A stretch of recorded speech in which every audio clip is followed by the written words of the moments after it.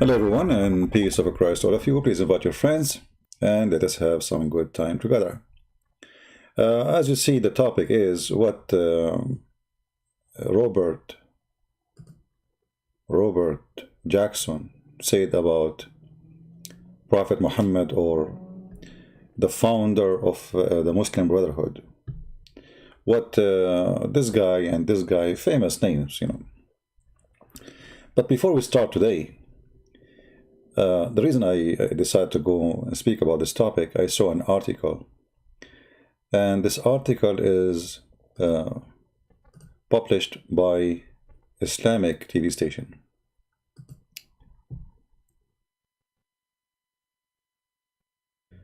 This is Al-Arabiya TV, and this is a Saudi TV station. And here, this is a summary of the article, which is in their TV station anyway.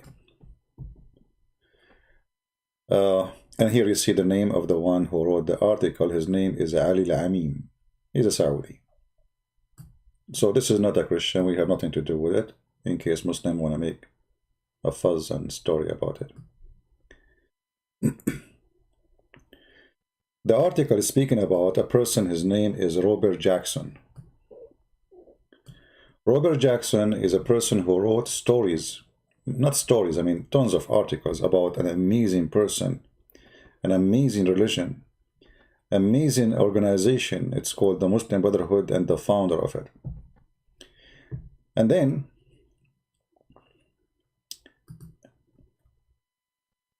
translate, shall we? Let us, before we translate, copy that link, and maybe we can post it for you. But I don't think we can post it because it's in Arabic, have an Arabic words.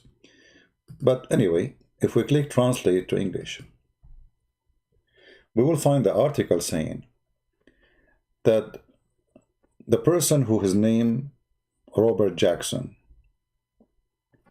who made a series of episodes speaking about visiting Cairo in 1946,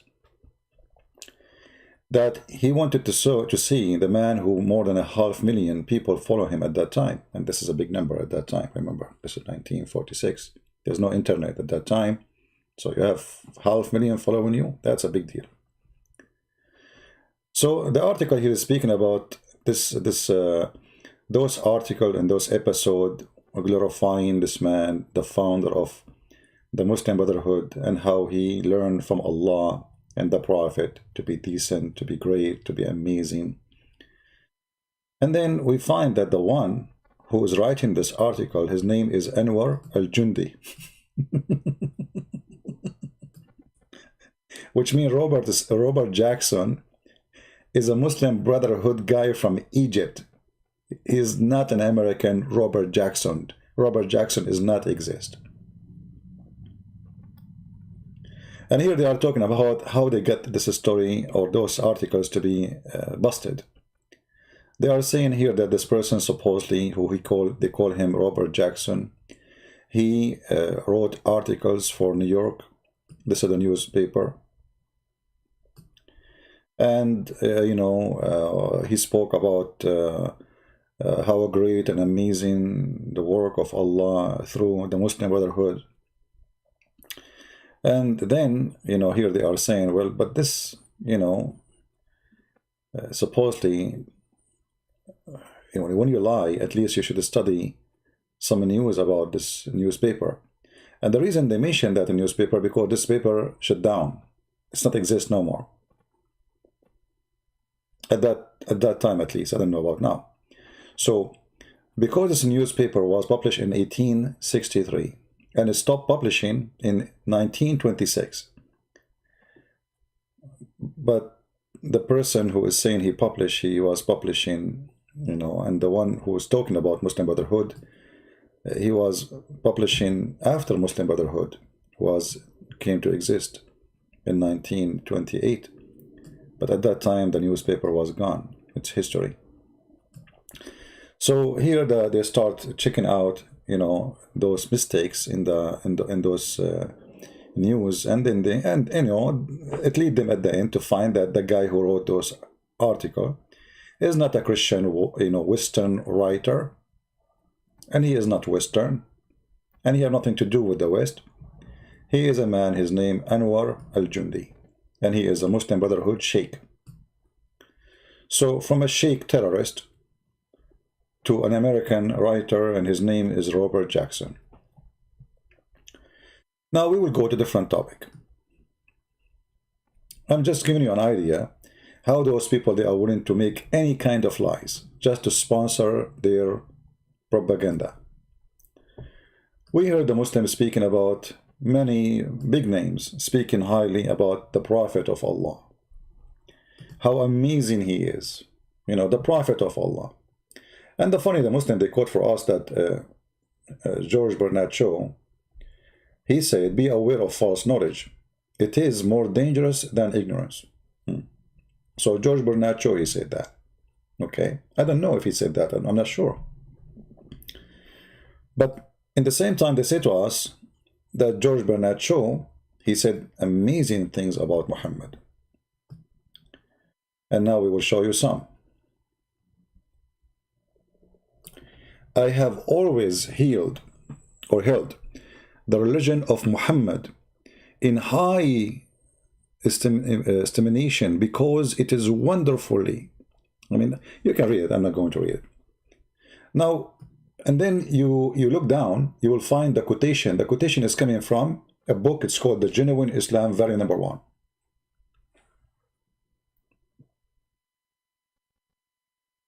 The Genuine Islam, volume number 1.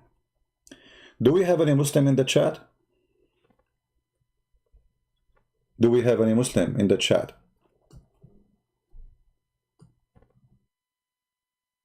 Who is a Muslim in the chat? He can help us.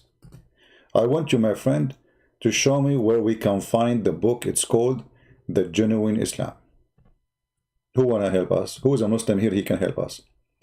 Either you Muslims, you are fabricating lies with no shame and you have no dignity, or this is true. Where we can find the book, it's called Genuine Islam, written by George Bernard Shaw. Remember, we have the name, we have the name of the book, we have the volume number, even there's volumes of it. It's not only like one book, it's volume number 1, volume number 2, volume number 3, it's volume number 1, brother. This is what? This is volume number 1. And then number 8, and it's published in 1936. No, sorry, November 8, I think. They mean here November 8, the publication date. Any Muslim can show us the book. It's called The Genuine Islam. Where we can find this book? You Muslims only. Is that the same as the? There's only one copy. It was in the hand of the Muslims, and then the Christian, they burned all the rest of the copies. Okay, what is your copy?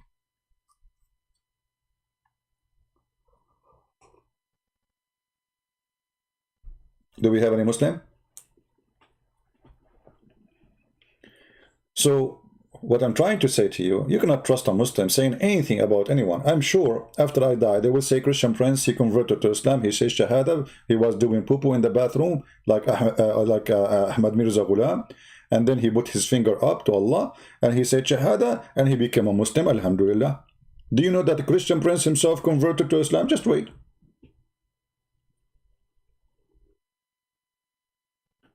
Where is your dignity? Where is, and what, don't you have a shame? And then look, this is an article here written in front of us, and those people, they have like an art of fabrication. If you read here, this is an article written by a Muslim. All right, letter to Reverend Ensor Walters, 1933, as quoted in Bernard Shaw Collected Letters, 1926-1950. And then they say, I have always held the religion of Muhammad high estimation because it is wonderfully, but hold on. This is what was supposedly in the Genuine Islam, volume number 1. So Bernard Shaw, he said the same thing in all his writing, wherever he go, like copy-paste, like even word by word. I thought this is in the genuine Islam book. We continue.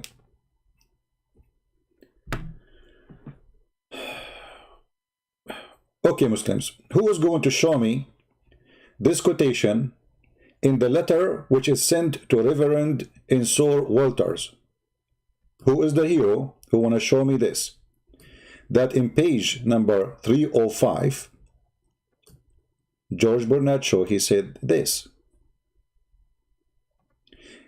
it is the only religion which appears to me to possess the assimilating, I don't know how to read it, sorry, assimilating capability to change in the face of existence, which can make itself appeal to every age. Allahu Akbar. To every age, brother. In every age you will love to beat women. In every age you will love cutting head. I mean, this is the only religion appeal. Okay. And who said that? George Bernard Shaw. Muslims, where we can find this quotation?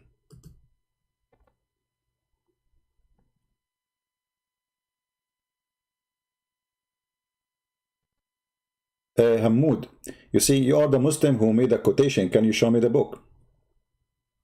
Don't answer me with the stupid things. Honestly, Hamoud, I have no time for stupidity. You are welcome to you know, to join us in the conversation. But if you have something to say, you have to. You made a quotation. Can you show me the book? It is you who's saying that your prophet, he said that in his book. Or this man, I mean, sorry, George Bernard Shaw, he said this words about your prophet.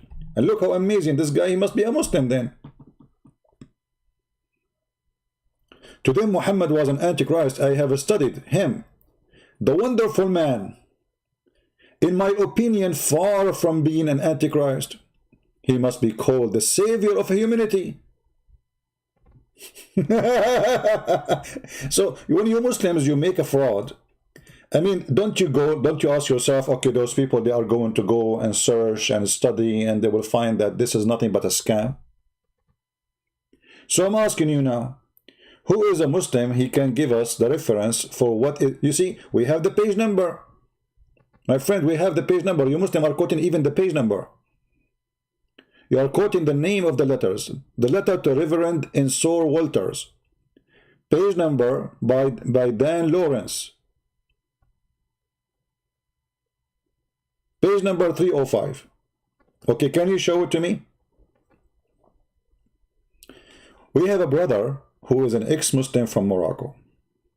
He did search. He did a good search, actually. And, you know, you guys, you don't speak Arabic, the program in Arabic, sadly. But I will help you. This brother who is an ex-Muslim, he's a son of a sheikh from Morocco. He became a Christian, and now he is doing his best to bring people out of Islam. He is showing you that how Muslims, they fabricated stories, and he made a full study about what a great men they said about Muhammad. And you will not believe it what those great men they say about Muhammad.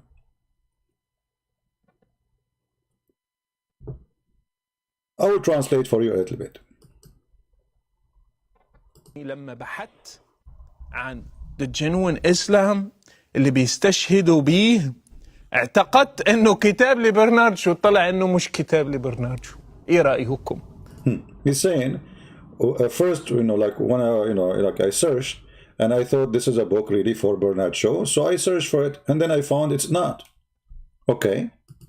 طلع انه مجلة إسلامية. It turned to be, it's a magazine, Islamic magazine. The first one who published this lie is an Islamic magazine. مجلة إسلامية، وممكن تبحثوا عنه في نيويورك Public Library. He's saying to you, you can find even those reference for this Islamic magazine in the Europe Public Library. He's showing you the reference. موجود في الأرشيف أو موجودة في الأرشيف، مجلة إسلامية كانت تصدر في الثلاثينات أو في 1936. It used to be published, this Islamic magazine, I think it's in Singapore, actually it says there Singapore, in 1936 something. It's a magazine, Muslim magazine. Somebody fabricated a lie And that's George Bernard Shaw, he said that. صدرت في سنغافورة إلى حد 39 عن منظمة إسلامية اسمها International Union of Islamic Propaganda. Even the organization name, International Union of Islamic Propaganda. So this is the purpose of this organization, to make propaganda, false lies. And now everybody, if you go in the internet, you search Islam, George Bernard Shaw, everybody copying the same lie. One guy, he created a lie, the rest they follow. هي منظمة للبروباغندا الإسلامية أصلا. فعندما تطلب منهم المرجع يقولون لك genuine Islam. وإيه genuine؟ When you ask them what is the reference, they say to you genuine Islam. You said, okay, where is the reference for this? Where we can find this book? They say genuine Islam. Okay, where is genuine Islam? My argument, Hamoud, that your religion is sponsored by lies. If Islam is a good religion, you do not need to lie in order to make us believe that men, they say good things about Muhammad. No need to lie. الإسلام مجلة إسلامية للبروباغندا الإسلامية. وكأنك سمعت برنارد شو يقتبسونه في قناة الناس، ولما سألتهم ما هو مرجعكم من كلام برنارد شو قالوا لك قناة الرحمة. He's quoting, he's saying, the Muslims, you ask them who is the one who said, they say we heard this from like this TV station. And who is this TV station? It's Islamic TV station. And you Islamic TV station, the second one, where you heard this, they keep going until they go, and at the end you find yourself, you are quoting Muslims. Now, I'm not going to play the whole thing. Let us move a little bit. What the great men they said about Islam. Listen carefully. عقد في اللاهوت في كل شيء. هنشوف عظماء ماذا قالوا عن الإسلام وعن We will see great names in history what they say about Islam. محمد. أولهم سأبدأ به هو عالم الرياضيات باسكال. Pascal, the French scientist, 1623 to 1662. What he said about Islam. العالم الفرنسي الذي عاش من 1623 إلى 1662. هو رياضي وفيزيائي ومخترع. He's a physician, he is a mathematic scientist, he is an inventor, he's a big deal. وواحد اللي أسس حساب الاحتمالات probability. هو واحد من اللي أسسوا لحساب الاحتمالات في الرياضيات. وكلنا لما He established many methods of mathematics, etc. درسنا الفيزياء درسنا شيء اسمه قانون باسكال. And when we study the physics, we study something called the law of Pascal. قانون باسكال في السوائل انه about liquids. ضغط في السوائل يكون متساوي في كل الجهات الى اخره. فقانون باسكال معروف في الفيزياء. So this is very famous, his studies is very famous. Let us go what he said about Muhammad. لي بونسي أو خواطر، واحد من الكتب المؤثرة لباسكال، وقال فيها كل ما يجول في ذهني بالنسبة للاهوت بالنسبة للفلسفة. من بين الأشياء اللي قالها هو باسكالز ويجر اللي هو رهان باسكال المعروف أنه وكمان مبني على الاحتمالات لأن الرجل He's explaining now about what this guy he did. I want to go to the topic. Let us see if we can skip.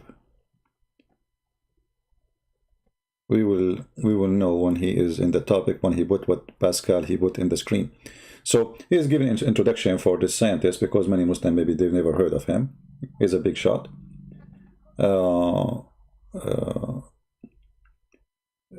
Hamoud, just get lost. Are you better? Are you an inventor of mathematics person? What does this have to do with our topic, you donkey? Get out of here. Get out of here. I don't have time for silly, stupid people like you. Get out of here, you idiot. Are you better inventor in mathematics? This guy is a big scientist and he's a Christian, you idiot. Is your prophet is an inventor of science? Go and see the chapter 4 about the women inheritance. You would die laughing. I challenge you to divide the inheritance of somebody he died. Are you better in mathematics? Why? Somebody told you I am claiming to be a mathematics scientist. What does this have to do with the guy he is quoting for you, what a great scientist he said about Muhammad, because you Muslim, you speak about great names, say things about your prophet. So what Pascal he said about the faithy Muhammad? Let us see. Yeah.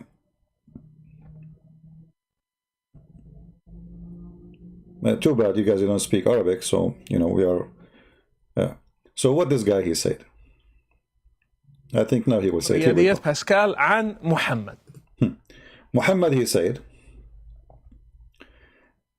This Pascal he said, Muhammad he established his religion by killing his enemies, and the Messiah he established his by giving his followers to sacrifice their life for them. This is what Pascal he said. And here you see the reference, which is real reference. You can go and check it out, Abdul. Not like genuine Islam. Thoughts in Religion and Philosophy, page number 126 for Pascal. Now I'm going to move forward and see another quotation. Okay. What else? Gustav Jung. What Carl Gustav Jung he said. I don't know who is this guy. Let's see what he said. This is a different guy. واختلفوا بعد هذا، لكن على العموم الرجل عبقري عبقري. الرجل علامة في هذا المجال وقارئ وكل شيء، كتب وقال أيضا، قال رأيه في محمد. كان يتكلم عن هتلر. This man, his name is Carl. You can read his name. Let me zoom in his name. And you can get the reference too, for those who they are seeking reference, to, you know, to be sure this is correct. Carl Gustav Jung, and the name of the book, Symbolic Life, etc. And then you see the reference. He said that Muhammad, look what he's saying. We don't know if Hitler, he was going to establish Islam, a new Islam, or he, in fact, he is, you know, doing that. Because he is the same as Muhammad. Both of them, they are drunk with a filthy beast. Filthy God beast. بِإِلَهٍ وَحْشِي. So this is what this guy, he said about Muhammad. Let us continue. I'm going just to forward. Those who will make the video later, you can cut it, please. Just to make it short. Maybe you can make it like to get the, let us say, the cheese of it. I will move in here. Different person. Voltaire. I mean, who don't know Voltaire? What Voltaire, he said about Muhammad and Quran. Voltaire, he said, and here again, this is the reference for those who they are seeking reference. This is the reference. And our reference is not like yours, Abdul. It is real. He said,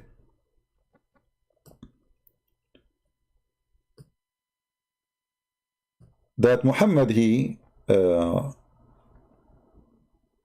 tried after making revolution by arm with his tribe, by making alliance with some bad people, or let us say miserable people, and he convinced them that he speak to the angel Jibreel, and he was proud that he went to the sky, and then he received partly this book which nobody understand, which every page of it will make your hair, like, you know, when you know, like when you see something ugly, you know, your hair, like, you know, stand up or something like that. I'm trying to translate the word. And then he said, and for the sake of this book, which means Muhammad book or Quran, he deliver his land, or his land delivered to him by iron, which mean and fire, which mean by war. And he cut the heads of the fathers. He kidnapped the girls, and he gave the choice for those who they are lost, either to convert to Islam or die. Who is the one said that? Voltaire. Voltaire. And this is the reference in front of your eyes.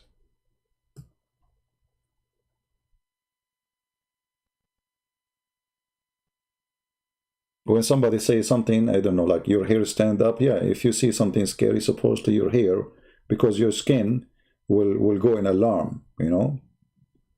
If you don't like my explanation, give us your own.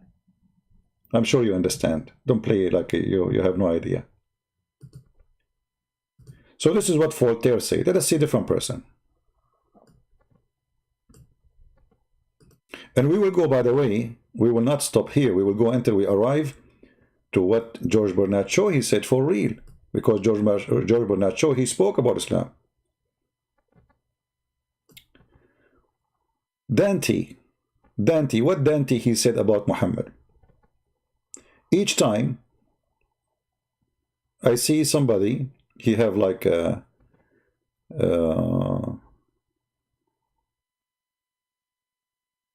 I don't know what he mean by the مشقوقا من الذقن. Each time I see somebody, he split like two pieces from his shin all the way from the chin of your beard all the way to your anus, and his belly is out, coming from between his legs, and his heart is coming out, and where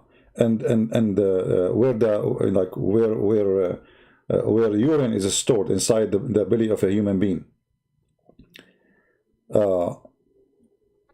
And then I see how ugly it is. Right away, I imagine how I am ugly as Muhammad. Or let us say, my creation is disturbing as Muhammad. So he's describing the most evil thing about a human being. The second he see that, he remember right away as if he is Muhammad. And this is again the reference, the Divine Comedy. Who is the one who is speaking? Dante. The Divine Comedy. Let us continue, because the program is long.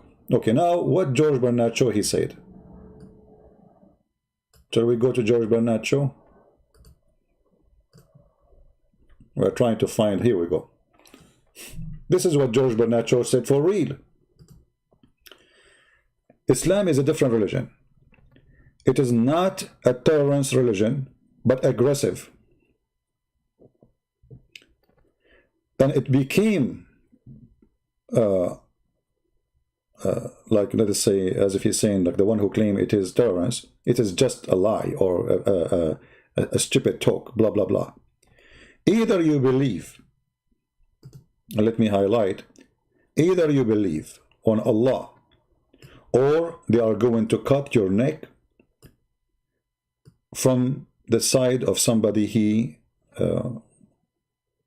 who believe in it, which means a Muslim. And he will go to heaven, for he sent you to hell.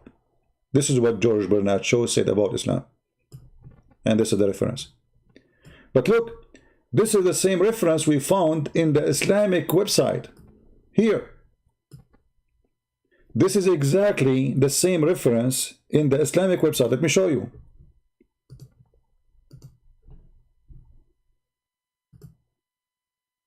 Take a look.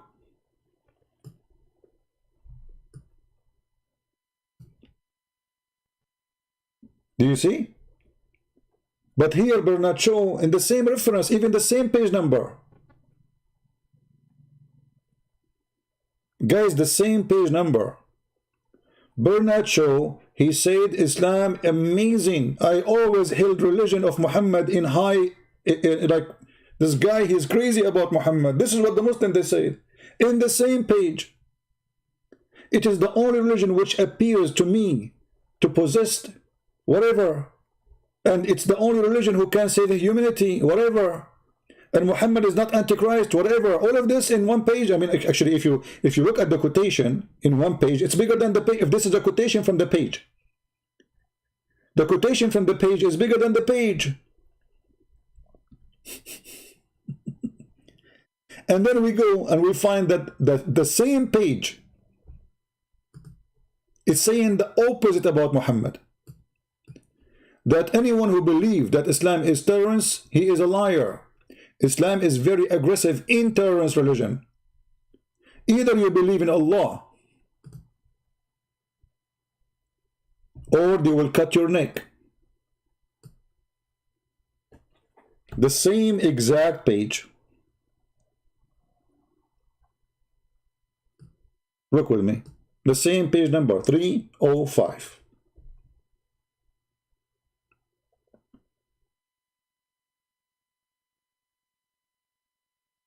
So the same guy, he said Islam is wonderful, Muhammad is amazing. And the same guy, where we can find the quotation you are showing us?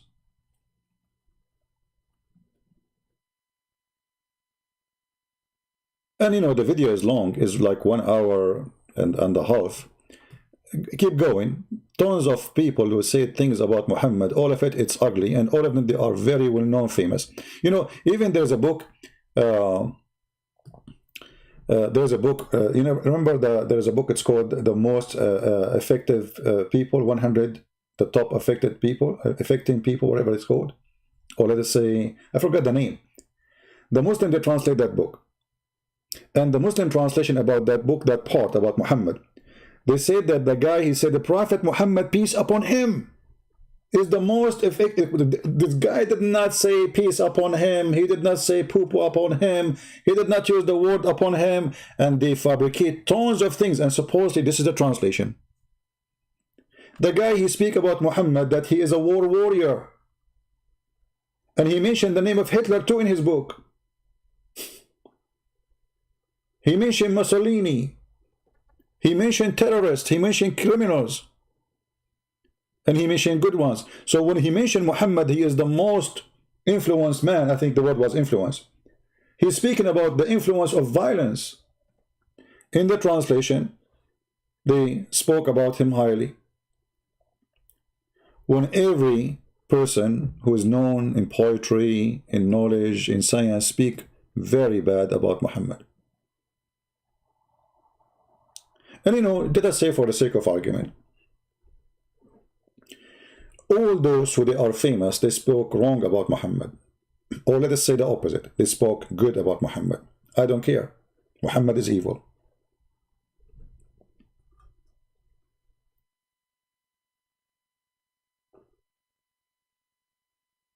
Who cares? Prove me wrong. Prove me wrong. Do we have any Muslim here can prove me wrong that Muhammad is not evil?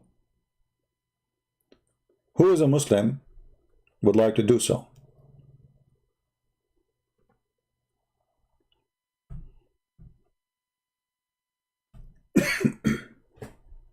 Anyone? So all those things they say is a lie. And as you see, they fabricate writers. They fabricate even writers. They are not even exist. This is the religion of a fraud. Their prophet was a fraud. And they practice a fraud with no shame.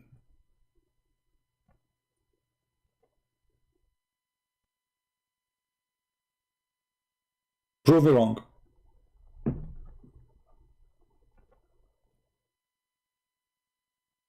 The question will be, why somebody he believe in Muhammad that he's a great man anyway? I mean, who cares if George Bernard Shaw said or he did not say? What that will do for you? I will tell you what you do.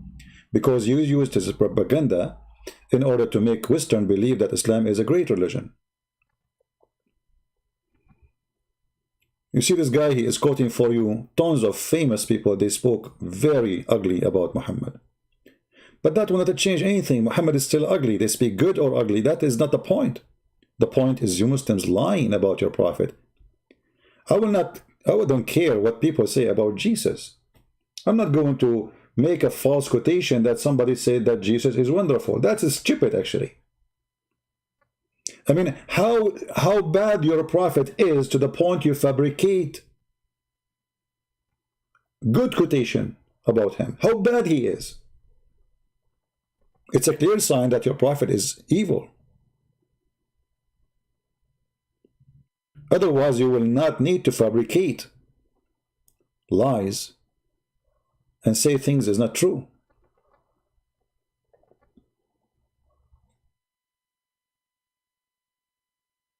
Yeah, and they say to you, Dr. Moore, do you know Dr. Moore? Dr. Moore, he says about the sperm. Dr. Moore, they invited him, they give him big check in Saudi Arabia. He did not even convert to Islam. Why Dr. Moore did not convert to Islam?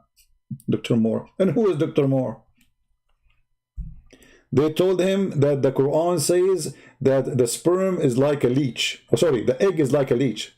But the Quran never said that. The Quran says the sperm, not an egg. So they gave him false translation. And the guy says, based on what I see, this is sound like science. That's all.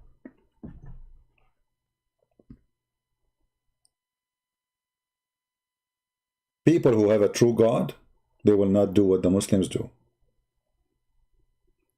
Only when you are following a fraud man, his name is Muhammad, you do that. Taqiyya. So, the funny here, that we were showing you an article written by Saudi Arabia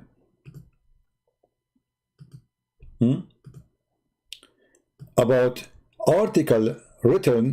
many articles written by a person, his name Robert Jackson.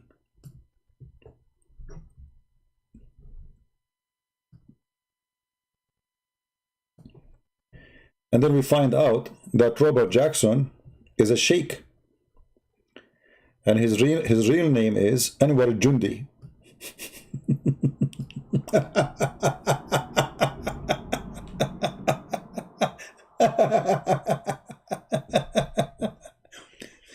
You know, in order to make you, because supposedly, do you remember the guy from Philippines who said to me, I debated a real American. A real American, a true American. You are not the true American. You have an accent. Do you remember? This potato nation, they knew deep inside them that they have no base. And they knew that the stupid ones around them, they worship the white man. There's a white man worship in many cultures. So if the white man, his name is Robert Jackson, said that Muhammad or Hassan al-Banna or those names are wonderful, that's amazing. Why they want to say that? Unless it's true. Why they want to say that? Why a Christian Western writer, he will say such a thing? It's just to convince themselves with the lie. So they created a lie and they published the lie for their own people too. And now people for a long time, they believe, yes, there's a guy, his name is Robert. If you go and search now in the Islamic website, especially the Muslim Brotherhood, you will find the name of this guy, Robert Jackson, is almost on every page. Robert Jackson said this, Robert Jackson says that, and Robert Jackson said, and then we find that Robert Jackson is the same guy who is running the organization. His name is Anwar Jundi. And what makes it funny, that the one who's exposing them is Muslim too. And they are Saudi.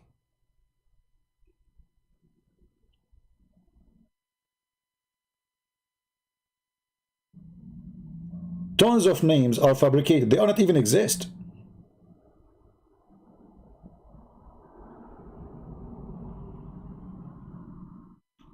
On Muslim Brotherhood Wikipedia website, there is a topic entitled Imam Hassan al-Banna in the Eyes of the West. In the eyes of the West. By who? By the Quranic man, Robert Jackson. And then we find that Robert Jackson is a terrorist. And he is an Arab. And he is a Muslim. And his name is Muhammad Ali Balbula. Anwar Jundi. Imam al-Banna in the Eyes of the West. It's an article without a signature. It was placed in the head of the celebrated Western and Western. This, remember, this is a translation by Google, you know, for the article. An important dialogue by Professor Hassan al-Banna with Mr. Spencer, the American War. I mean, all those. So they fabricate interview, they fabricate article, they fabricate quotation, they fabricate, and the whole article here is showing you that this is all is a fraud. And who is the one who made the article? This is made by Muslims. And this is Arabian TV. For those who do not know, this is an official Saudi TV. And this is the guy who wrote the article, Ali Al-Amin.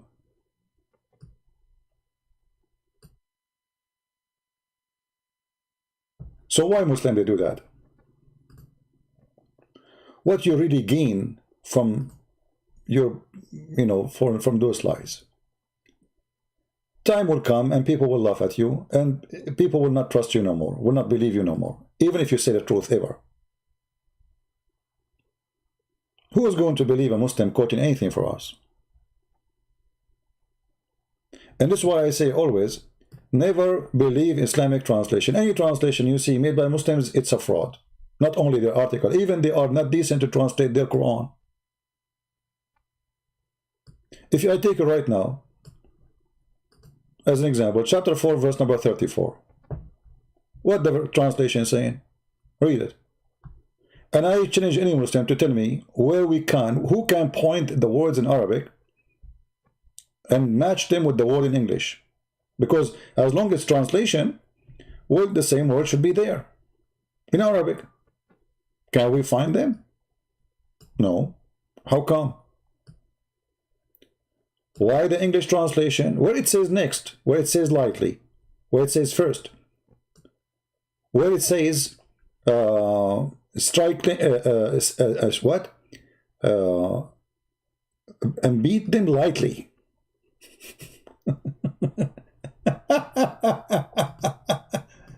What is the purpose of adding the word lightly? Can any Muslim tell me? What are you trying to do to me? I mean, why? What do you want to say to me? Let's say I am an American person who don't speak Arabic. When you say lightly, what does that mean? Why you are adding the word lightly? And even you strip it, even you put it between two brackets, which means obviously it's not there. So why you put the word lightly? If Allah did not say the word lightly, why you are adding it? Are you correcting Allah? Are you making it clear because Allah, he could not make it clear? Because I'm trying to understand. Any Muslim can tell me what does that mean? And supposedly now you make it better, like we beat them lightly? Is that supposedly better?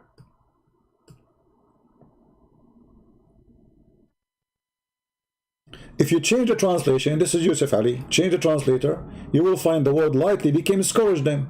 Just to change the translator. This is Yusuf Ali. Let us go to a different liar. Yusuf Ali, where is that? Here we go. Let us go to this one. Big Tal. Look, the word lightly disappear. It says here, and scourge them. Where is the word lightly? Scourge them is lightly. Have you ever heard of the word scourge? You scourge somebody lightly?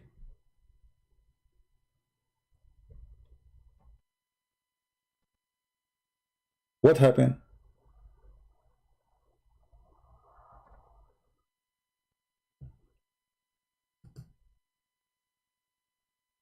Somebody saying Santa Claus is a Christmas Satan. Okay, well, he's not coming to you. Get lost. Say hi to mommy. Tell her Christian Prince he saved me from Santa Claus. Stupid idiot.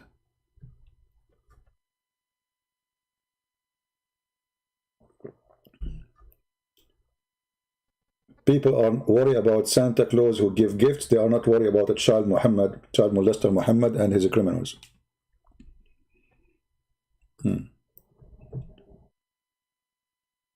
Any Muslim can tell us why even your everything in your cult is a fraud. Translation is a fraud. And even when we quote for you an authentic hadith, you say it is fraud. Even you yourself, when we show you something, you say it's a fraud. But it's written in your book, it's a fraud, brother. Your books, your prophet said so, it's a fraud. So you Muslims, you wrote lies about your prophet? Yes, brother. So you Muslim, you lie about your prophet to us, and you lied about your prophet to yourself? What site? What do you mean, what site? This website I'm using is called QuranWow.com, and obviously it's wow. This is a lot of wow.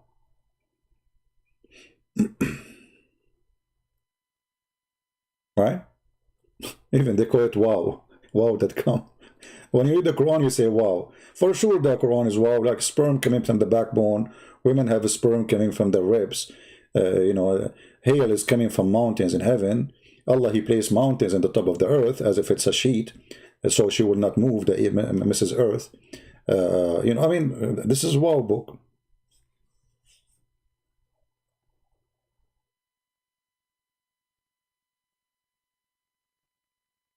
Any Muslim have anything to say to us? Who is a Muslim want to say something good for us about Islam? Who want to give us, who want to give us the genuine Islam?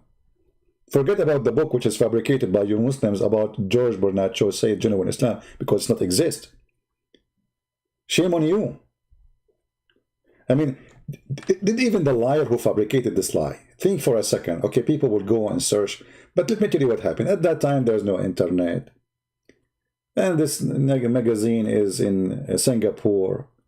And those who speak English, I mean, they are limited in the Sun area. And how they will know that George Bernard Shaw did not even write such a book? It's going to take 100 years before they find out. Okay, no problem. It took us 100 years. Until the internet came, and then we reached to us that your lie came to us.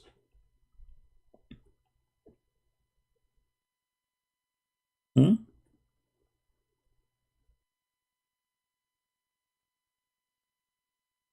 Do we have any Muslim want to tell us about the genuine Islam? Any genuine Islam you want. From the Quran, from the Hadith. Something good. Anyone?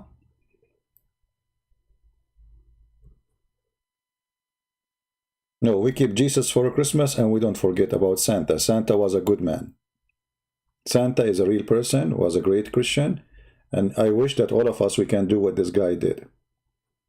You should be proud about Santa Claus. He was a real man. He's not a fiction. Stop being silly. Do we have any Muslim want to tell us something genuine about his prophet, which is make him good? Anyone? What is good about Muhammad?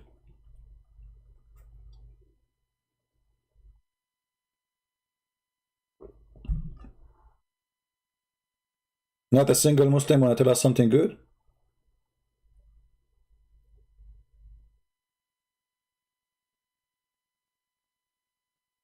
So all those videos we see in YouTube, they are nothing but a propaganda.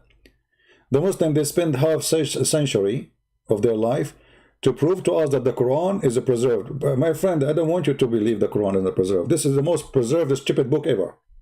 Please preserve it. Actually, me, myself, like you see, I'm going to make, I will start soon making short videos for Yasser Qadhi, just for comedy, you know, just for laugh. Honestly, just for laugh, because this guy is just a joke like the rest of them. But I am the last one who would like to try to prove Quran to be not preserved. It's not for my benefit. Because if you remember, I had many debates before with Muslims, and then the Muslims, they start saying, excuse, oh, the Quran which is sent by Allah is not this Quran. That's why the Quran have mistakes. You see, they found a way to escape.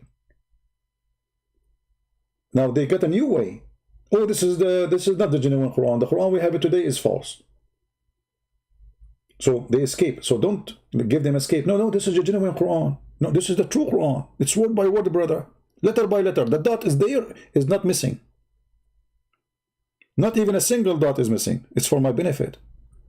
Because if you reach the point where all the Muslims agree that the Quran, which we have today, is not genuine, they will find a way to say, oh, okay, well, you are talking about the Quran, which is not genuine, but the true Quran is good, but we lost it.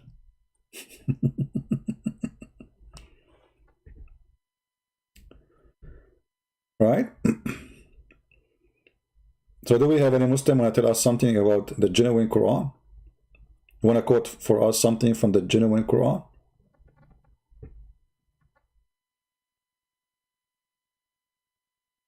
You know, and you know, Islam teaches us that Islam is an international religion.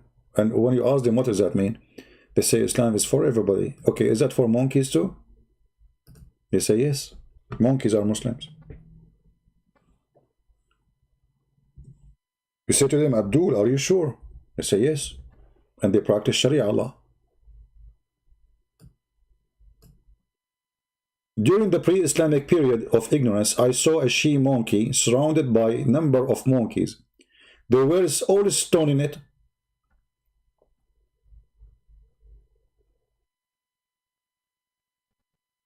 I mean, what do you want more? And this is Sahih Bukhari. And he continues saying, they were all stoning it because it had committed illegal sexual intercourse. And I too, I mean, look at this guy lie. This guy is so good in lying. I too stoned it along with them. Like he heard the monkey say, Allahu Akbar in the, in the monkey language. So he joined them. And this monkey, this filthy female monkey, she was cheating her. If you have my book, actually, Sex and Allah, you will find the whole story, because here it doesn't show the story. The story is that this monkey, female monkey, her husband, Mr. Chimpanzee, was sleeping over her arm. And then she saw a handsome monkey from behind a tree. And he, and you know, like he talked to her, you know, like he blinked his eye. Actually, it says there. And then she took her arm slowly from under the head of her husband. Be watch careful, guys. When you sleep next to your wife, don't trust your wife putting her arm underneath of you. No, by handcuffs. She would do the same as what this look like. This is what the females do. I mean, monkeys, not monkeys, even chickens, they do that. You can't trust them. So she took her arm slowly from under his head, and she went behind the tree, and they did boom boom. And then, alhamdulillah, she came back, and then she put her hand under the head of the chimpanzee. But Mr. Chimpanzee, he started sniffing. This is why you men, you should sniff. I'm telling you, you better go back to the sniffing time. Sniff her. So he started sniffing his filthy wife. She's beautiful, by the way. I mean, she have really good features. We have to be honest here, you know. So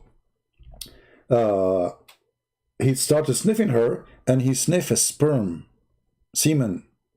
So he starts screaming, Takbir, Allahu Akbar, Takbir, Allahu Akbar. And all the monkeys, they came from everywhere. And they start looking for he said, my wife, you know, translation, the wife is cheating, you know. And then, like, the monkey, they start, like, they publish a picture, they put her in the tree. Now, this is my edition, not the story. Because Muslim, they will say, see, he's lying now. He's lying. The story doesn't say picture. It doesn't say wanted. Hello. He's lying. You know, they get me busted, supposedly. So they make a post for her. She had a picture with lipstick, and she is wanted. And then, you know, they got her, by the way, what is the guy who was sleeping with her? You got the female only? I think the guy who was driving, like, you know, an American car or something. How come you get only the girl? Where's the guy? So, brother and sister, if this guy, he go to the Philippines, he will think those Filipino monkeys are having illegal intercourse every day because they throw coconut at each other. You know, monkeys, brother, look, I practice Sharia law. This is Islam. This is your religion. I mean, how stupid you are. Like the Muslim, they say to us, Sahih al-Bukhari, he is a big imam. How stupid this Bukhari is to write even such a story, to accept such a story to be in the book. Be honest with you, Muslim. How stupid, like imagine, okay, you know what? I am a sheikh, big scholar, and I heard this story. How in the world I approve such a story to be in a book about Muhammad and about my religion? I mean, what is the purpose of this one? Because they believe in it. It's true story. It's true. I assure you actually that every single female monkey these days, in the old days they used to be good, by the way, because there's no TV stations and those things, you know, internet, Facebook and this garbage, you know. In the old days the monkeys were conservative. So this was a bad female monkey, not like these days, you know. Female monkeys, you go to the zoo, they are jumping all over the place. They are even wearing clothes. You can see their butt. No shame, you know. Stop this time. In the time of the Prophet, brother, they used to be very decent. And this female here, she don't present the monkeys at that time. She don't present. She is just a bad monkey. You know, the rest of the female monkey, they were wearing hijab and wearing burqa, and they pray to Allah, and they follow the Quran. Actually, I can show you a verse from the Quran. It says that even animals, they worship Allah and they preserve the book. Who want to challenge me? Who is a Muslim want to challenge me about that?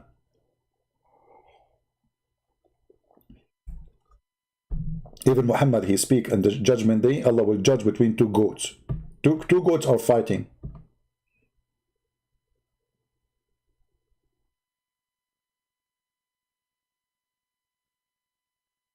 Any Muhammadan? So you fabricate lies. George Bernard Shaw say this.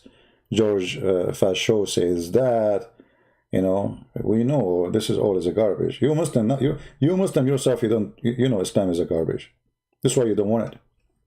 Why Muslims in Tunisia don't want Islam?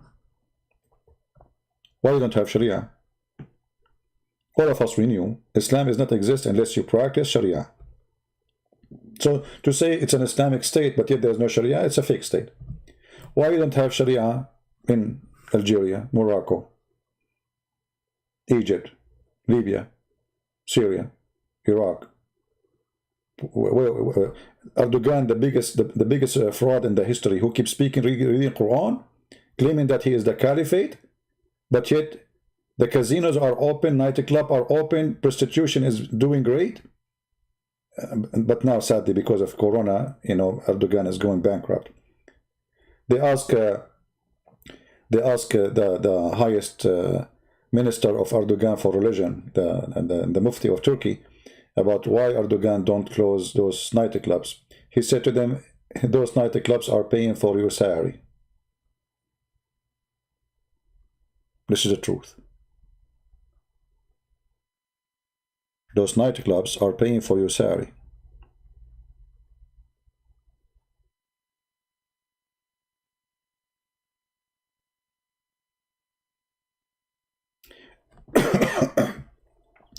I used to have an app on my phone. I forgot. Let me get some water. Sorry.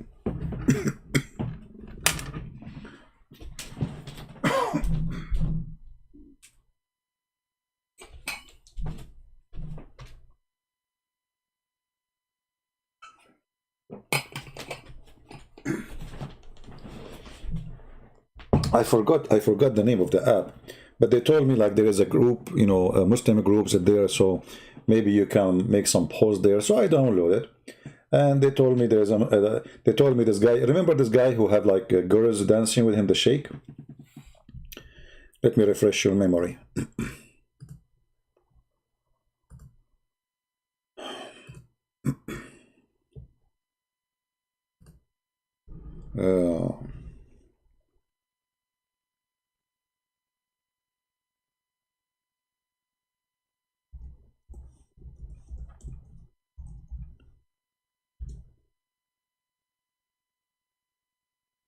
What was his name?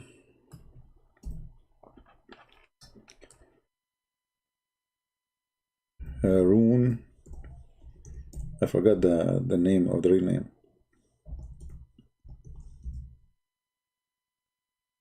Yeah, this guy. You remember him? Anyway, they told me he do broadcast live on whatever app, you know, he have a group. So I did download the app, and then I changed the name of the country, and I put Turkey. And guys, oh guys, I mean, there's nothing there but women who they are naked. Call this number. All kind of service. This guy, you know, if you have my first book, by the way, I have his name there.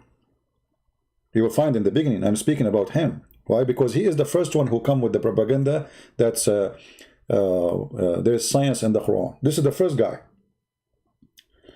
If you remember, there's what his name? A guy who supposedly converted to Islam. His name is Yusuf Estate. His wife, she called him useless, as he said.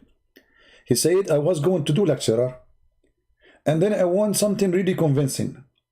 And then a brother, he gave me a book to read, and it was perfect time to use it in the conference. It was about, from this guy, Adnan Oktar, or he called himself Harun Yahya. And it was an amazing book. This is the guy who started the scam. Adnan Oktar. And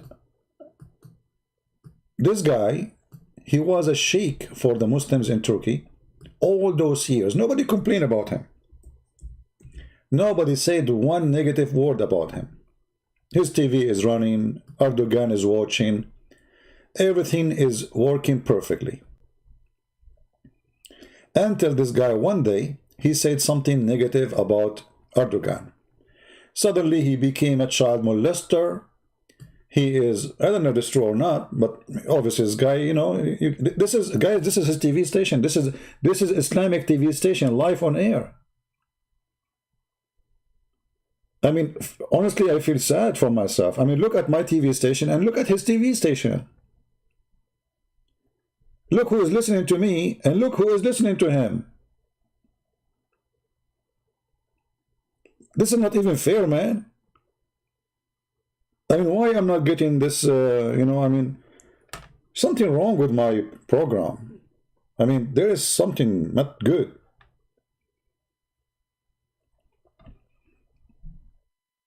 And look, look how many iPad, look how big the iPad he have, the biggest ones. I mean, how he got those huge iPad? And all the girls, they are wearing almost nothing, and they have surgery for their lips, and their skirt is like 1 inch. Alhamdulillah. And when he wanna eat, look how he eat. I mean, imagine how I eat and how this guy he eat. I got today, by the way, I ate only 3 bread. It's a bread, just a bread. I did not eat any food, just a bread. Honest to God. But don't think I am, you know, it's not because I have food, but yeah, I don't care. I mean, look at this guy. Look at his table and look at my table. I eat in the same computer table. That's a business. That is a real missionary. That is how you should do, you know, serve Allah. You want to see how you do it? Look at this. Look how many girls, man. He entered the room. There's nobody but women. I mean, do you see how many? Look. There's nobody there except women. Like how many of them, man? I mean, is that the 72? Alhamdulillah. Ah, this guy, he want to see lower you want to see the skirt, huh? Can you lower the I got you. I know what do you mean. I will tell your mom. Okay. And I will tell your wife if you are married. Can you lower it? Can you lower it, Christian Prince? This is religion? Alhamdulillah. Alhamdulillah, brother. Alhamdulillah. Yeah. Alhamdulillah. This is the guy who behind the science of Quran. All the scientific fact in the Quran came from this person only. And then after that, and look at this one. Look, I like this one actually. This is the impact of religion.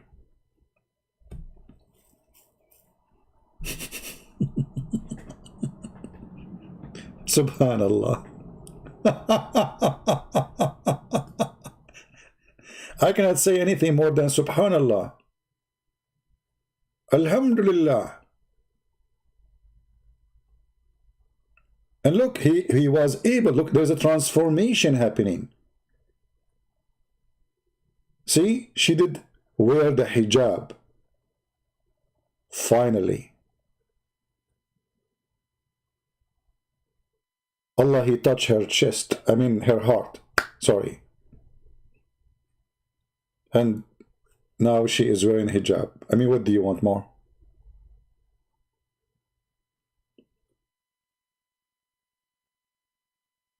This is Islamic TV station. This is not like those stupid movies. They make somebody, you know, dress like somebody, or you know. This is not a movie. This is a real program, and this is a real sheikh. And this guy, he lived like a king. Rolls Royce. He have his own yacht. I mean, money was coming like rain because of what he did to serve Allah. And the poor me, you know. The one is asking me to gather my YouTube videos, my friend. What about you? Help me. You do it. You guys, you do it. Poor me, I have no time for anything. Trust me. Like, isn't it enough I'm making the videos? You want me to go and collect my videos? I have thousands. And not only that, don't talk with me now. I'm very sad. I mean, don't you see? Look at the dudes around me and look at the dudes around him. Those are dudes, supposedly. I mean, life is not fair. Look at this. Do you think I can open a channel, like a da'wah channel in Turkey? Do you think Erdogan will give me a license? I'm thinking about it. I will go there, open a TV station like this, you know, and then invite the followers of Allah, females only, and we make it simple, you know. You have to be blonde, and your skirt must be long, you know, long, very long. It have to be like 2-inch maximum, and you are good in dancing. And look at the lips. I mean, what happened to their lips? Like, did this woman, she fell from that 7th floor over her lips? Obviously, all of them they have surgeries, breast surgeries, fake eyelashes, fake lips, fake face, everything.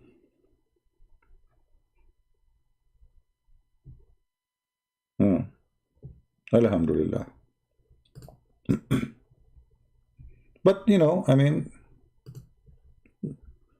it's not right to be. Are you jealous? Come on, you cannot do that.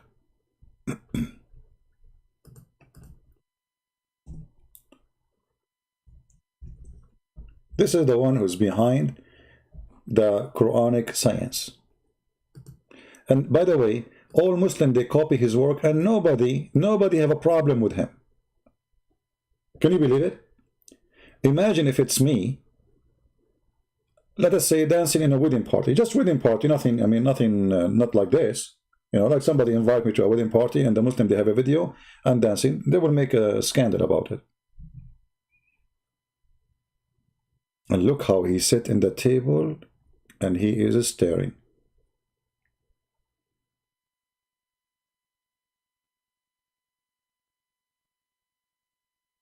That is a...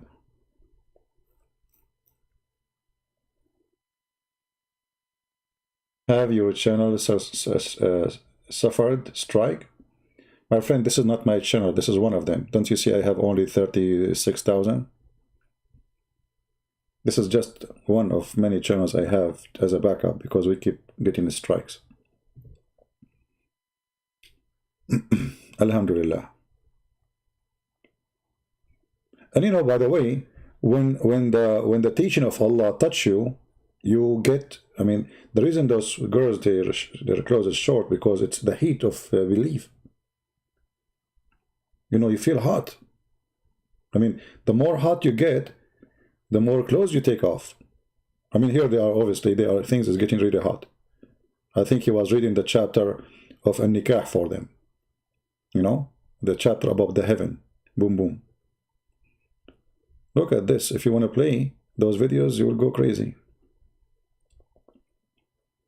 Live on TV. This guy, all of this, by the way, is taken from his live program. Actually, let me see which one is his official one. Maybe this one.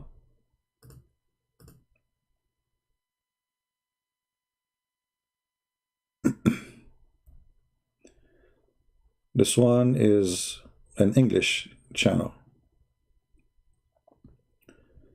I need to find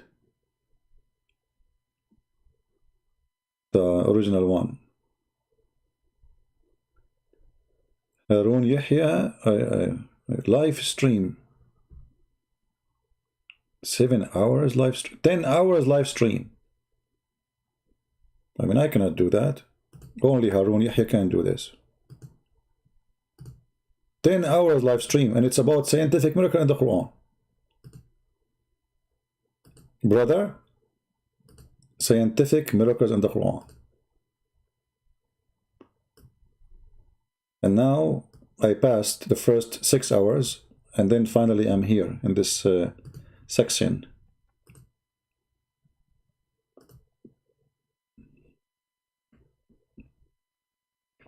See, they go and they do interview, you know, but go back now to science. Here, geology. I mean, this guy, he left his fingerprint on the Islamic world. All the garbage of Islamic science is coming from like biology, history, science. All of it is in the Quran. Alhamdulillah. Yeah. Anyway.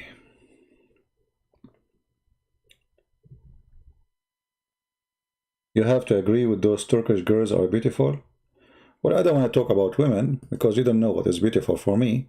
I don't want to mention it because people get upset. But for me, any woman she is fake is not beautiful. Doesn't matter who.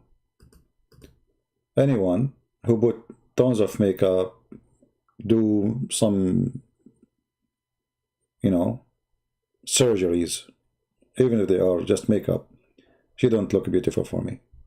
If you cannot accept your beauty to be beautiful without doing all this madness, that means you yourself are not convinced to be beauty. Otherwise, why you want to do it? Correct?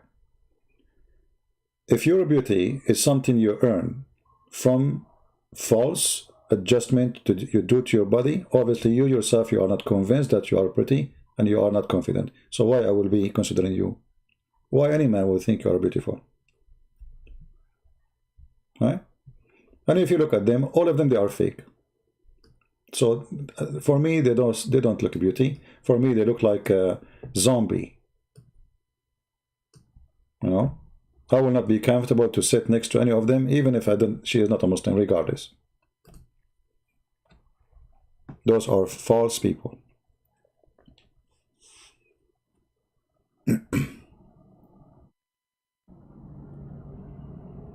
No, I mean, it's not about natural only. I mean, if you start doing things to yourself, obviously you yourself are not convinced that you look good.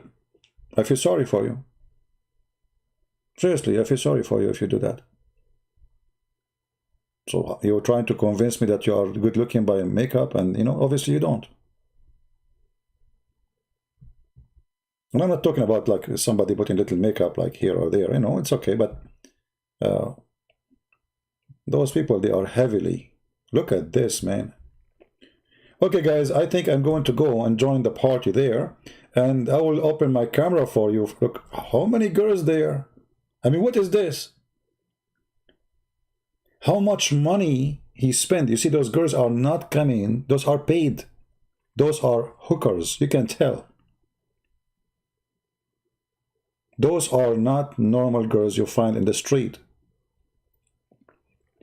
How much money this guy is making and how much money he is spending.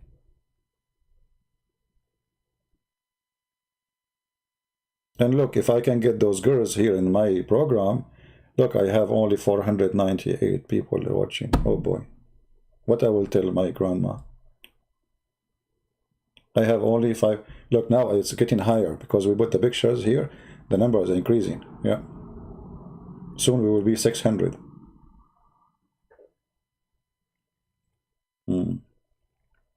Those are Ukrainian girls? No, my friend, those are Turkish girls. And all of them, they speak Turkish and they interview them, they speak to them.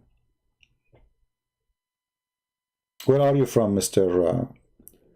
Maruni? Why you are trying to insult Ukrainian girls? Supposedly in your country there's no prostitutes? Like your country is the decent one?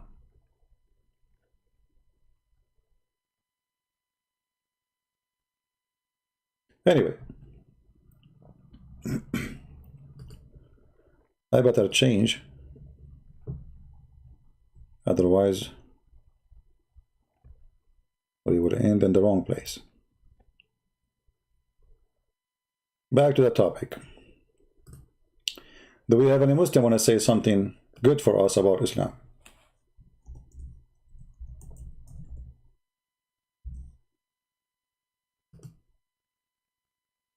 Anyone?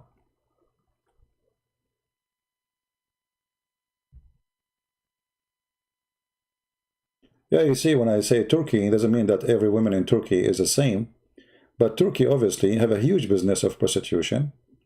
And Turkish people are not into religion. You know, it's not a secret.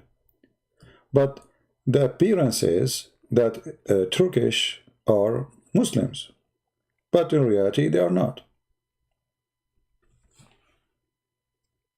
Hmm? And about prostitutes, I think every single country have a prostitute, regardless of what you call them, Christian country, Muslim countries, Hindu countries. Prostitution is all over. And prostitute is not only the woman who sell herself. Prostitute is the man who sleep with her too. If you sleep with the hooker, you are a hooker. You are no better. You know, especially those Middle Eastern men, they have mentality, they look down at women who they are hookers. But the fact they are the #1 customers. And they are hookers too. In the Middle East, if you go sleep around, your parents will be proud about you.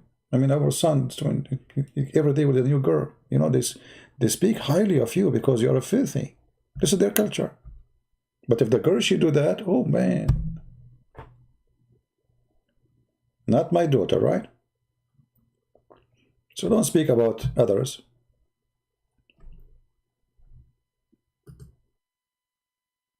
Just look under your table. Anyway, do we have any Muslim here? Want to say anything?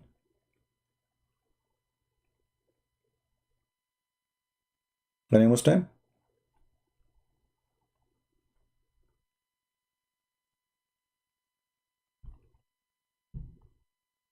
Any smart one?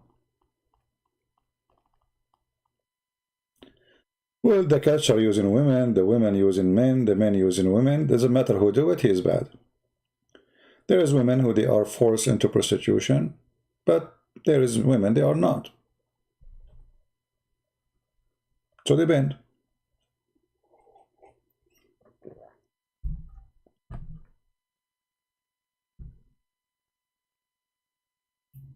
Well, Turkey is the biggest country for Muta.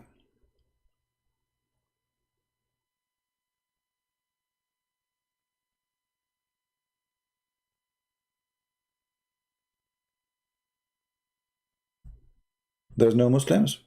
Are we out of them? What is the reason prostitution is bad? Okay, donkey. I mean, donkey monkey. This is your name? No problem, my friend. Prostitution is bad because simply, you see, it's not just only about sex. It's about you going low. Going very low. There's millions of jobs and profession to earn money from. You are bankrupt to the point you could not find something to do except sex. That is what is bad. Additional to that, the one you sleep with, obviously he is a filthy person too. Because if he is a good man, he will not do it. So you are not doing business with good people, you are doing business with filthy people. Cheaters, criminals, liars, all kind of men. And a man who respects himself, he will not pay a woman to sleep with him. The second you pay a woman to sleep with you, simply you are saying you are so bad to the point, you are disgusting actually, to the point you have to pay somebody just to touch your hand.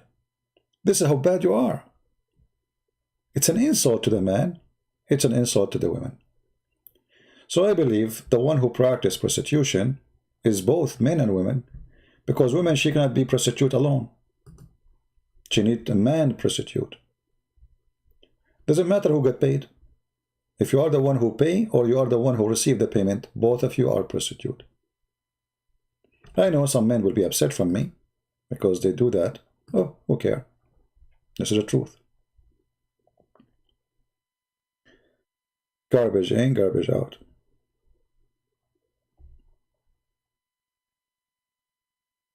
Right? Garbage in, garbage out.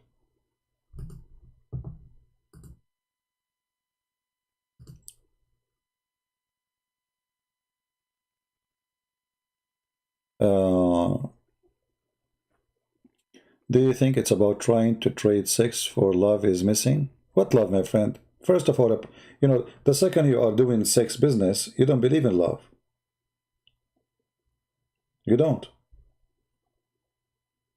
You are anti-love, and you will lose it, actually. You cannot love anyone after that, if you are a person who do business of sex, because you have millions of images of men and women you sleep with. Let us say one day you decide to get married. And now your husband is sleeping with you. Which man you remember? The first one, the second one, the third one, the 100, the 200, the 300, the 400. You cannot delete those memories from your head.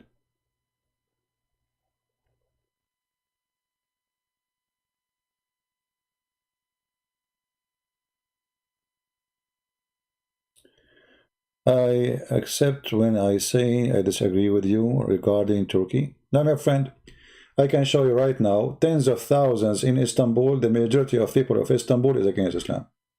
So you are wrong. Depends on the location. And you forgot maybe that Turkey was anti-Islam for a long time. Where was the Muslims? What do you see today? That Erdogan, he got into the government and he will not leave. He start firing all the officers from the army who they are anti-Islam. He fired all the judges. He changed all the police. So they are holding into the government not by election. All the election is fraud. Muslims, when they get into government, they don't leave. They don't leave unless you kick them out. They go through democracy because this is the only way in the beginning. But after they get in, you cannot kick them out unless you make a revolution. And the only way to get rid of Erdogan is revolution. This is what happened with the Muslim Brotherhood in Egypt.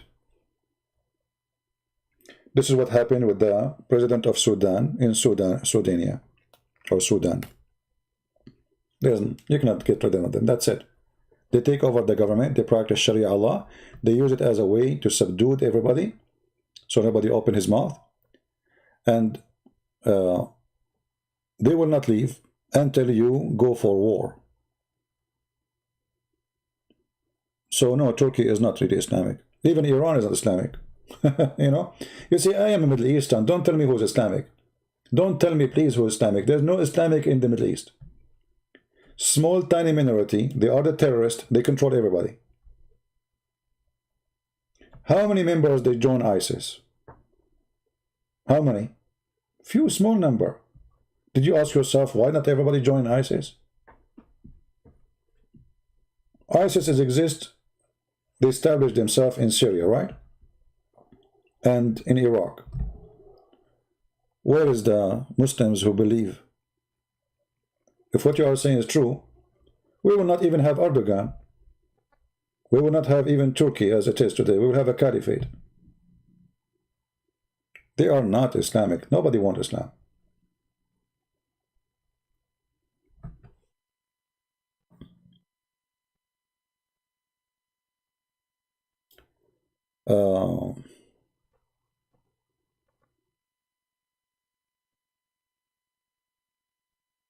Yeah, and you know, Western government, they use Islamic or Islamist for their agenda.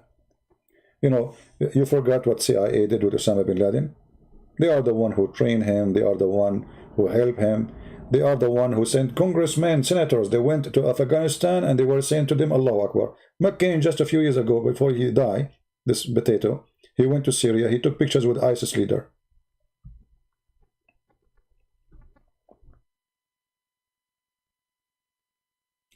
The West is in the bed with the terrorists. This is the truth. They sponsor them. They support them. Obama, he gave $600 million from your money as an American citizen to ISIS. And that is the excuse to sponsor democracy.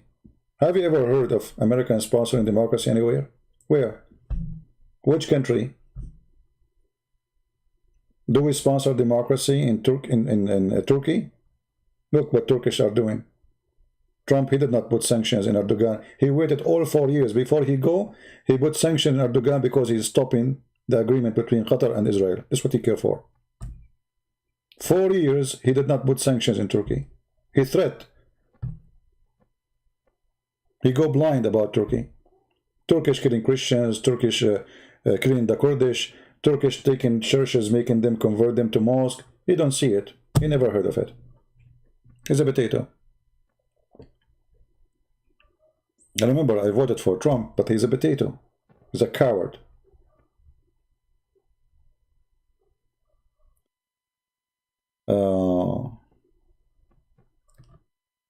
Yeah, always the NATO, they support terrorists. Always, always, never stop. And they will never stop doing that. It's for their benefit to have the terrorist. You know, in the Middle East, we have a guy, his name is Jiha, or Juha. He's a comedy guy, you know, supposedly he was exist in the history. And this guy, he do funny stuff. One of the stories of Juha, he sold his house to a guy. And he told him, all the house is yours, but I want to keep only one nail in the wall. This is mine. And I have the right to use it anytime. The guy said, okay. He gave him good price too. I mean, cheap price. So the guy was so happy. He got nice house.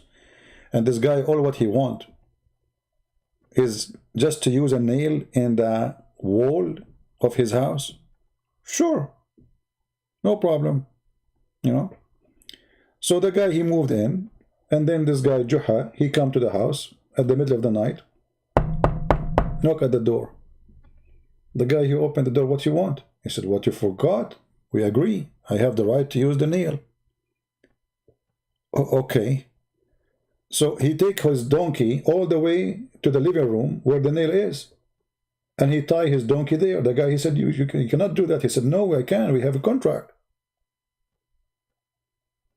And this is what the nail of the NATO in the Middle East. Islamist. If there's no Islamist, they will have to leave. As simple as that. If there's no Islamist, those countries will flourish. As simple as that. Islamist is the way to destroy those countries.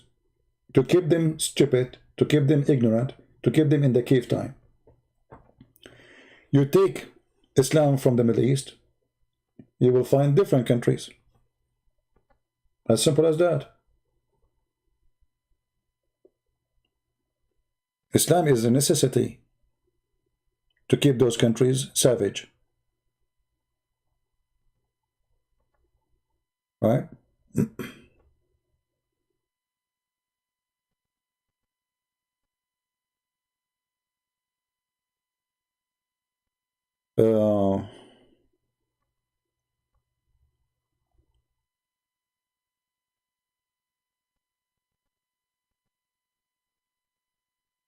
Yeah, I mean, all things, whatever happened, like, you know, the Turkish attack Armenia, killing thousands of their young men, taking their land, humiliating them. Trump is watching.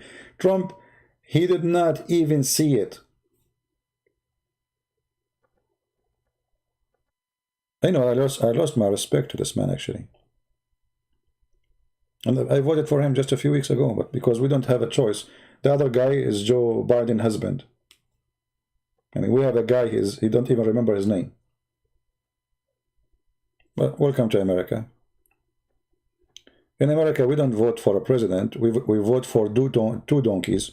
One, he will hit you in your nuts, and the other one, he will hit you in your stomach. So choose which one. Both of them, they will hit you. We don't have election. I mean, have you ever heard of election? There's only two guys. That's it from all America, because there's two party. And the two party is in the control of the mafia, let us say the corporations, the rich ones. They are the one who decide who will be a president. And the rest, us, you know, we are the poor.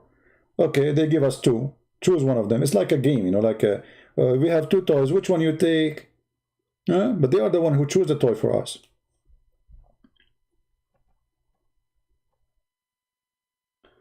Sharia law mean practicing what Muhammad he said for everything, for the way the capital punishment, marriage, inheritance, anything about life, you know, a man he do, like, you know, what the law do in every country.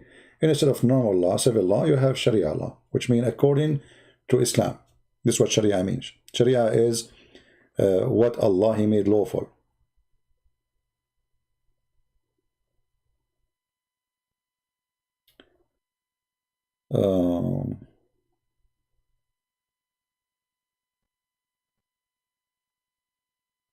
All right.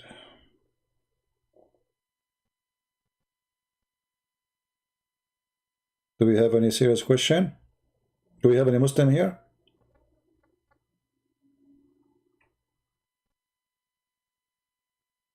Do we have any Muslim? And you know, all those who come as a president, all of them, they play the game. They are Christians, you know. All of them, they are Christians. Just wait, like in Joe Biden, you will see him in the you know, he's going to the Christmas service. All of them, and they will hold the Bible with them. All of them, they are good believers. Anyway. Actually, I believe Trump, he did lose the election because the business industry of war, they did not like his action. This guy, he made a promise. He will take all his army from abroad, from everywhere. You want to take them from Germany, you want to take them from Afghanistan, from Syria, you name it. And because of that, the war mafia, they were angry from him. You see, the war business is billions, trillions of dollars. It's the biggest business in USA. So this guy, he did not do what they want. He is the only president, he did not go for war during presidency. Not even single one of them.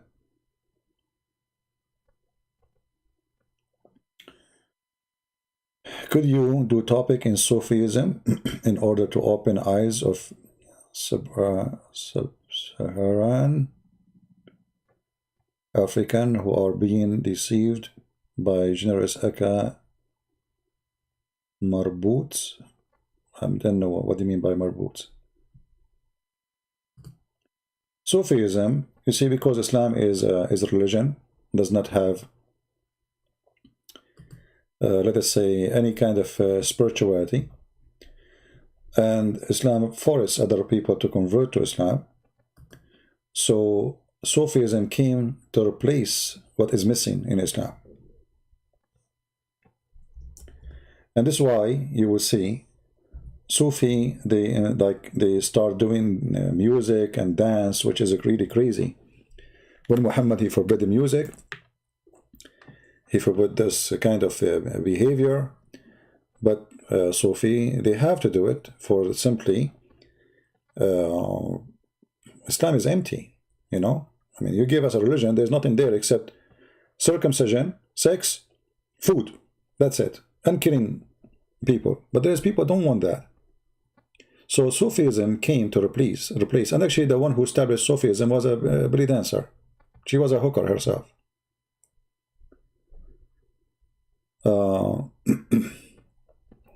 If you see what the Sufi they do, you will die laughing actually. Let us see. This is a Sufi video, just an example. And by the way, the real Muslim, they go after them and they bomb their mosque, and you know, This is Islam, my friend. So this is one of their leaders. He's a big leader, supposedly, and he scared the hell of me. He have eyeliner because Muhammad supposedly used to put eyeliner like him, you know. But the weird, he did not color his beard like Muhammad to make it blonde. Yeah, have fun. So now he's sitting, and they start dancing in front of him. Oh. Yeah. This is Sufism. What is this?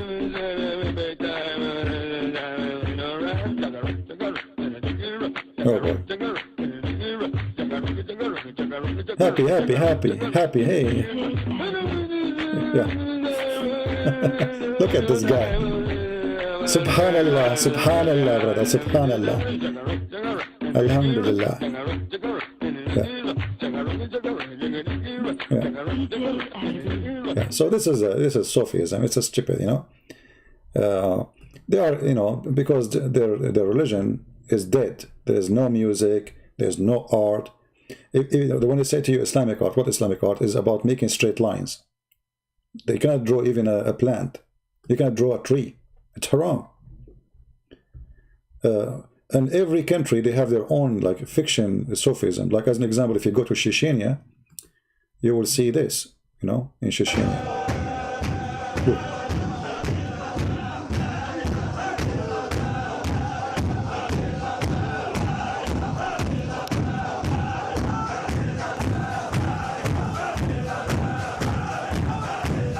By the way, the Turkish are Sufi too. Turkish are Sufi, those are Sufi. They are terrorists too. But Sufis have nothing to do with Islam. You know, look at this. A bunch of crazy bears going crazy. I don't know if you like to be their neighbor.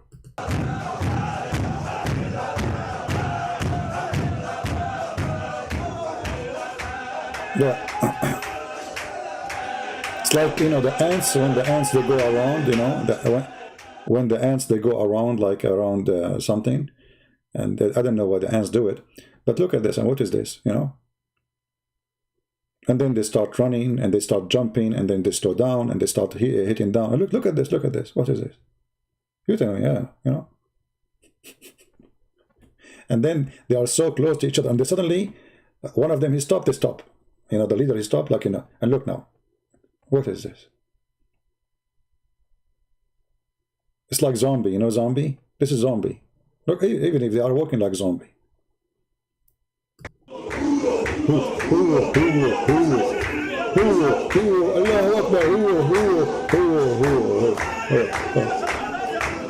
And right away you feel that there's no peace in this cult. It's evil. The screaming, the etc. You know? What is this? In Turkey, they come with a new way of Sufism, you know, which is the dance. Those guys, they go around themselves, you know. They go around themselves, if you remember them. This is another form of Sufi dance. And the funny, even some filthy, coward Christian priest, they invite them to dance in a church. You believe it? And they excuse that this is an art.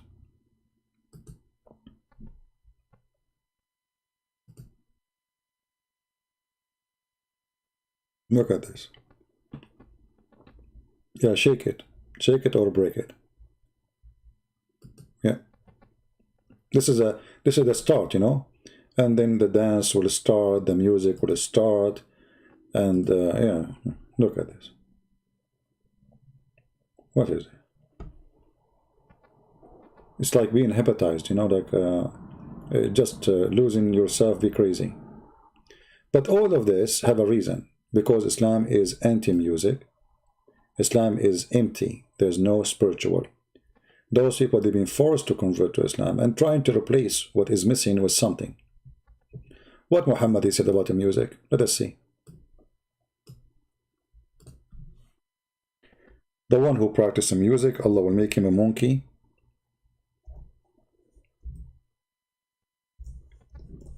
And the ground even will swallow him. The mountains will fall on him. You see it?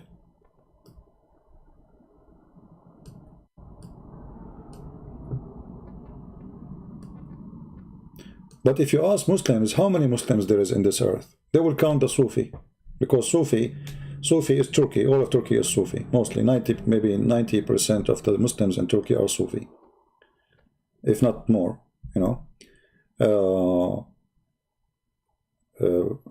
you go to Azerbaijan, you know, they are Shia. They count them. You go to Iran, they count them, but they are Shia. But if you ask a Muslim Sunni, is Shia Muslim? They will say no. Is the Sufi Muslim? They will say no. Is the Ahmadiyya Muslim? They will say no. But you ask them how many Muslims, they count all of them. You know what I mean? You ask them how many Muslims there's in the world, they will say to you, like the number now, every 2 weeks they have given you a number, 1.6. Now they will say 1.28. In 2 weeks from now, they will say 2 billions. Just wait. By the next year, they will say we are 3 billions.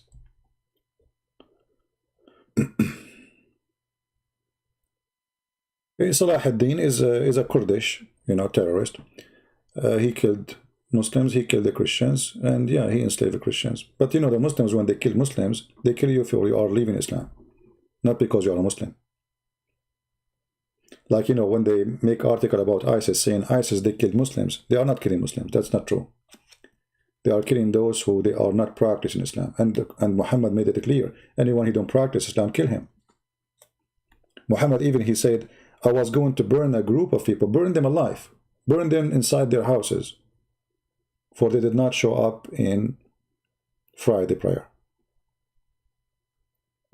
Yeah, Shishani or Sufi, I mean, you name it. But the question, you see, in this, the Islamic sect, Muslims are really hypocrite. You know, Egypt was Shia. All of Egypt was Shia. You see, Al-Azhar University, this is not Islamic Sunni University. This is made and established by Shia. The one who built it is a Shia. You change the ruler, in one day the whole country became Sunni. That's it. You see how much believing they are? I mean, from Shia country to Sunni country. The Caliphate in Baghdad, they were Shia. The Caliphate in Egypt was Shia. The one who destroyed the Kaaba was Shia. Al-Qurmuti was Shia. What happened? The one who stole the black stone, and he did not return it back until the Muslim Sunni paid him money. You know? He took it for more than 21 years, 22 years. He went to the Kaaba, and he was screaming, hey Allah, where is your birds? Where's the birds? Because in the Quran, if you remember, there's a chapter, it's called the chapter of the elephants. In that chapter, the Quran claims, according to Muhammad, that Allah, he sent birds against an army which was trying to destroy the Kaaba. If you go in the Quran, and you go all the way to the chapter of the field, the elephant,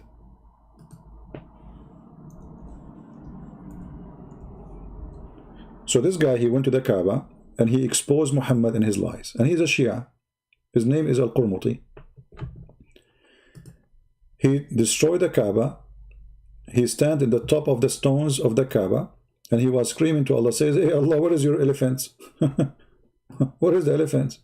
Huh? That's why even Muslim books, they say at that time, the major number of Muslims, they left Islam after they saw what happened. And this guy, he did it on purpose. He did destroy the Kaaba to show them that Muhammad is a fraud, Islam is a lie.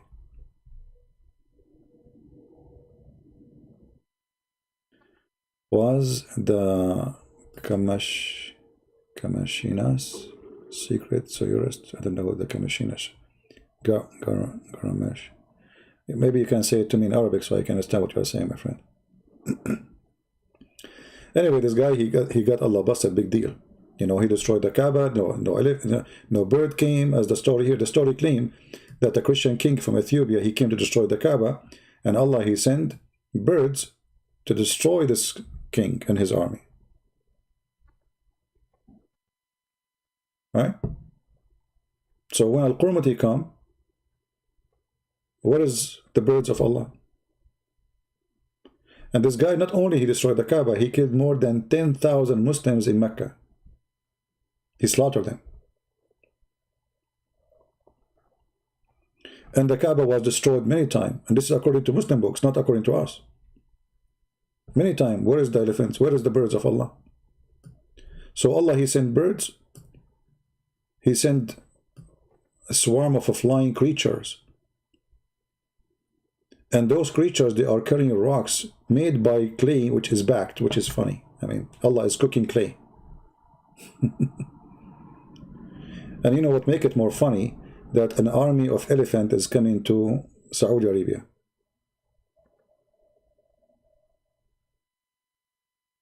Oh, you mean the Qaramita, the Qaramita. Oh, okay, your English is making it...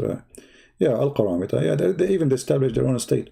But anyway, so all the story is fiction. You cannot take an elephant to the desert of Saudi Arabia because it's impossible. Elephant, he need at least 600 liters of water a day.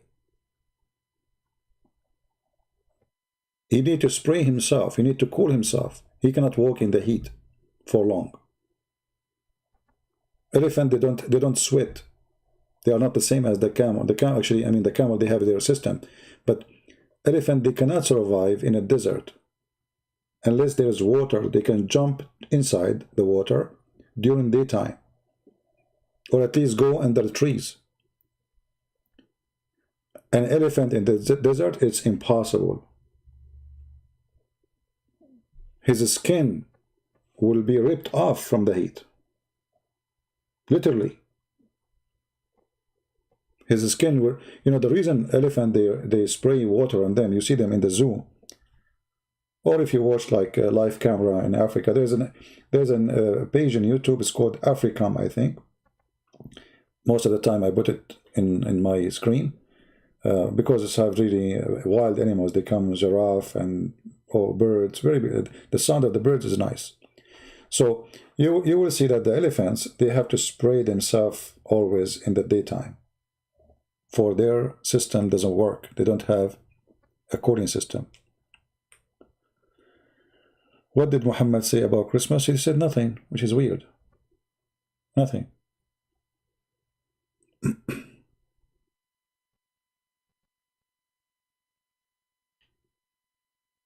Yeah, well, this is a legend, it exists before Muhammad, and Muhammad, as usual, he copied legends.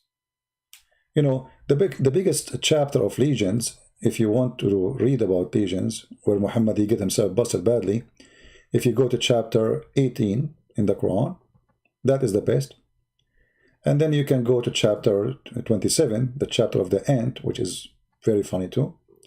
But this chapter, I believe, if you want to convince anyone that Muhammad is nothing but a fraud, let him read that chapter and read the interpretation.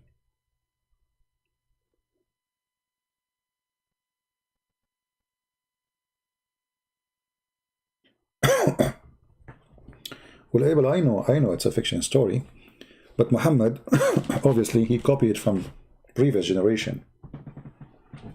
You know what Arab used to do? There was 26 Kaaba. 26 Kaaba. Some they say 27. And each Kaaba tried to promote itself.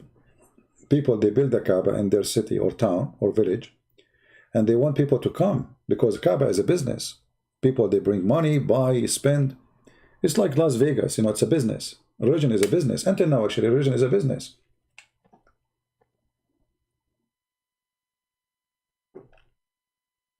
There's many, they practice religion as a business, even from those who call themselves Christians. You will see a priest, he will not go to the funeral unless you pay him. Well, the guy is dead, he will not even pray on you. You have to pay him first. He's doing business like Muhammad. So, religion was a great business before. Religion is a great business today. If you see the videos made by the Korean boys in Korean YouTube, like the last one he made, he called himself Rashid, he converted to Islam, and then he got bored, he have enough money, he want to stop. So he told them, well, I did it because everybody do it, to make money. You say you convert to Islam, Muslims, they subscribe by tens of thousands. If you make videos in YouTube, nobody will subscribe. You will stay slow, it will take you maybe forever, until you get attention. But you say convert to Islam and you will see how fast your channel will grow. Just to want to make money. So, and Muhammad is no different. Muhammad, he was doing his own YouTube at that time.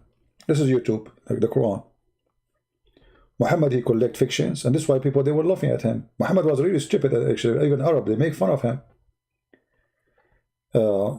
If you read the chapter 18 as an example,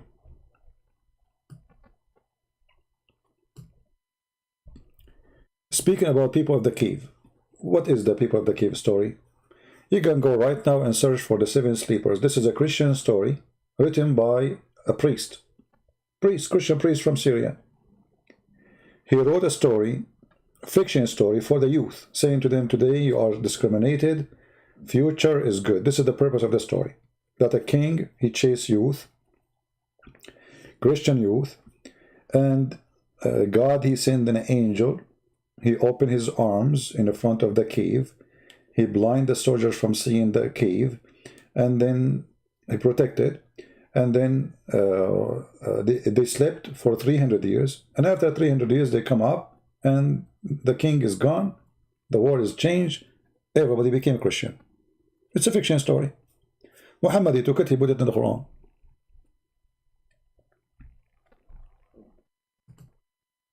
And you will see here, even the Quran, when you speak about those people, you die laughing, you know. As an example, they asked Muhammad, okay, how many, the people of the cave, how many they are? Muhammad was not sure from the story. I mean, the original story. So Muhammad, because he's not sure, he cannot give a sure answer. And look what he said. Chapter 18, verse number 22. Okay, let us say I'm a person who claimed that I know. And then you ask me a question. Okay, Christian Prince, how many people of the cave? And now I'm going to give you the answer. But listen here, the story is different. Because the one who gave the answer is Allah. You know what I mean? The one is talking here is Allah. The question was given to Muhammad, but the one is answering is Allah himself. So there's no point of saying some they say, some they say. Look at the answer. Some will say there are 3 and their dog is number 4. And some, they say their dog, there are 5 and their dog is number 6. Guessing at random. And some, they say there are 7 and their dog is number 8. And now Allah will give you the answer. Look at the answer. Okay, Muhammad, say to them, Allah knows best of their number.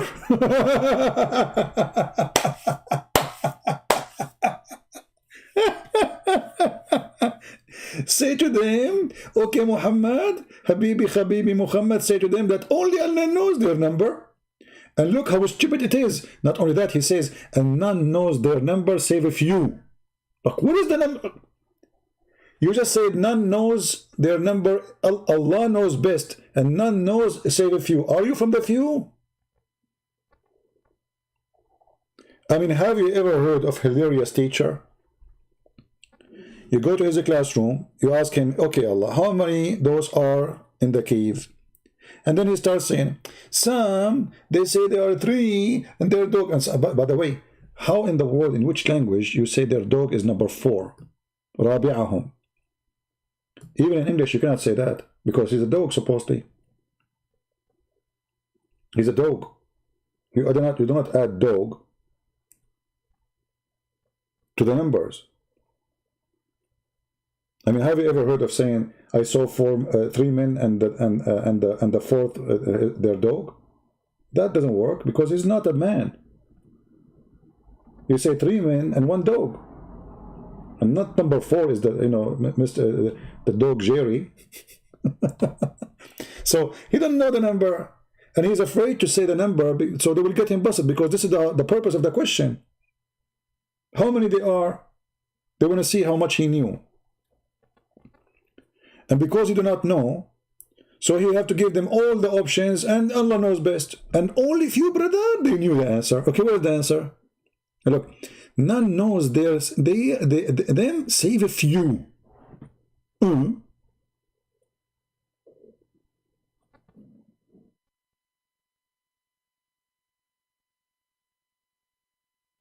Isn't it this is enough to prove that this guy is a fraud? And here, in the Arabic language, you see here they translate their dog.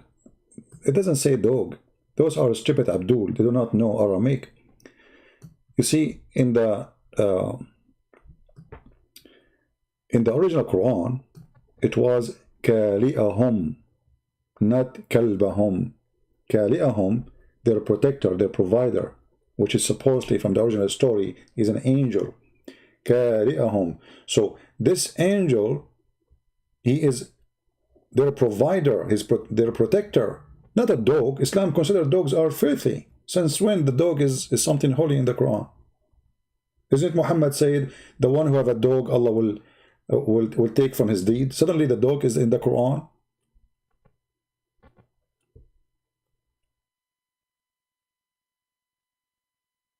But because they could not understand what the word here mean, so they have a mistake in reading it, so they made it kalbahum, which is very close to kaliyahum. Actually, I believe if you go and read the interpretation, you will find a lot of stupidity in the and confusion about the dog thing.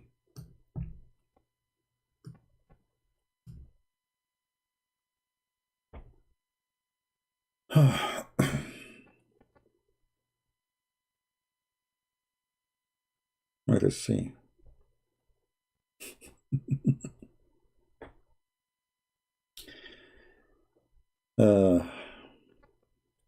And if you read the interpretation, guys, you will die laughing. You will die laughing. And they are saying like, and you know, the purpose of this is to guess. What? The purpose of this is to guess. Let's see. I will try to find it.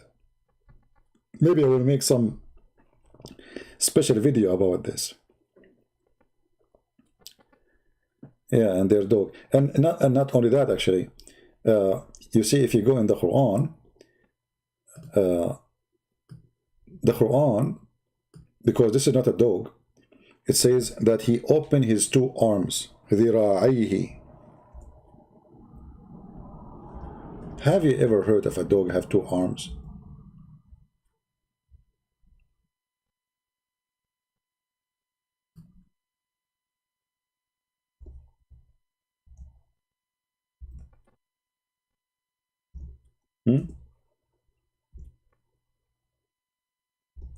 Any Muslim can tell us where, since when the dog have two arms? How many arms the dogs have?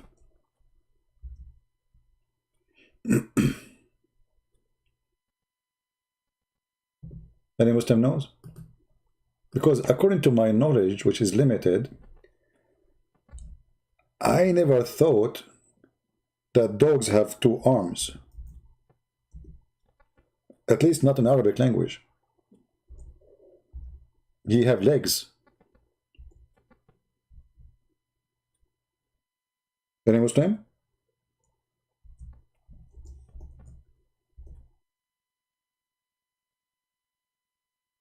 Anyone? How the dog he opened his two arms?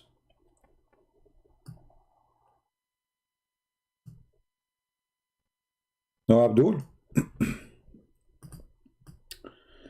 Okay, let us go there.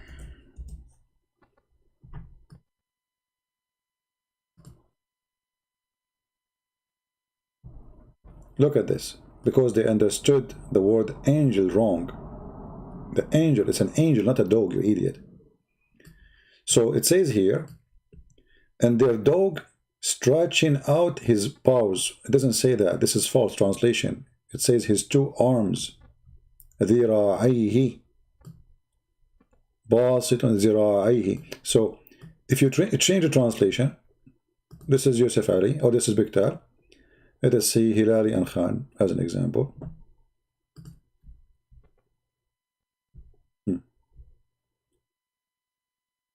It says he is stretching his two forelegs.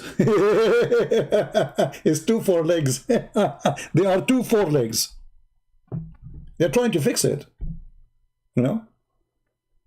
You can copy the word ذراعيه and post it in Google right away, and you will find this is arms. This is not legs.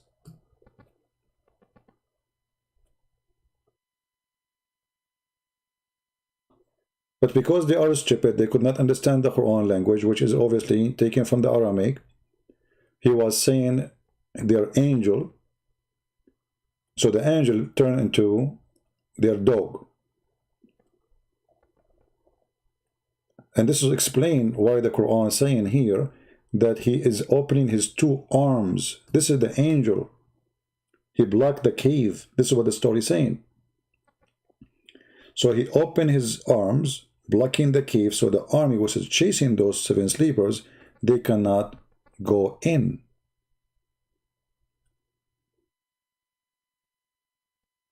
Non-Muslim who could not pay jizya, usually they kill them. But in some places, when the king, let us say, he need money, he accepts jizya even from non-Muslims, depending on what they want. But if you are not, if you know, I mean, I thought maybe you are saying non-Christians. Jizya first is something for the Christian and the Jews only. But in some places, Muslims accepted non-Muslims who they are not Christian, neither Jews, to pay jizya because they need money. All right. Even in some places like in Egypt, when a village announced they want to convert to Islam, the Caliphate, he refused. He don't want them to convert. Because if everybody convert, who's going to pay us money? How we will make living? So he told the leaders, don't allow them to convert. We don't want them to convert. They have to stay Christian and pay jizya. You know what I mean? Those people are poor, they cannot pay. So they said to themselves, okay, you know what, let us convert, forget it. You know, we will worship our God in secret. So he knew that they are trying to get rid of the jizya, so he refused. He want money. There's tons of hadith about jizya.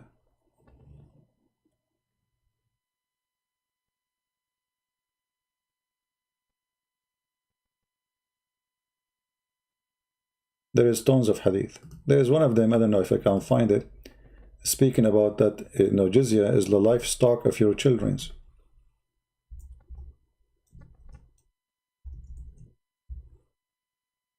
Maybe I will try to find it.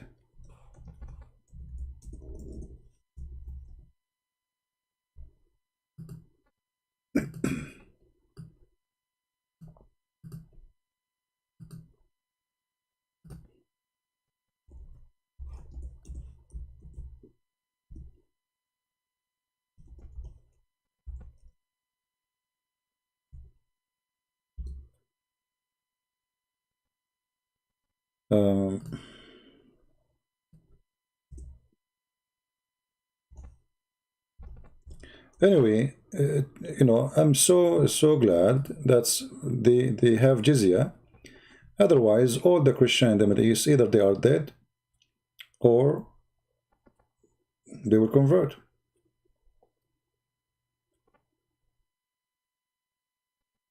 You know? But because Muhammad, he was a filthy, you know, money worshipper, so he wanted, if you go in the Quran, even when the Quran says about the jizya, it says it clearly, if you are afraid from being poor, Allah will enrich you. You know? The purpose was for the jizya is to enrich you.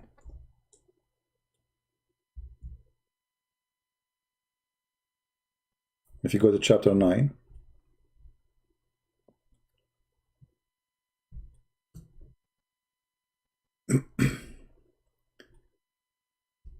and then here you will find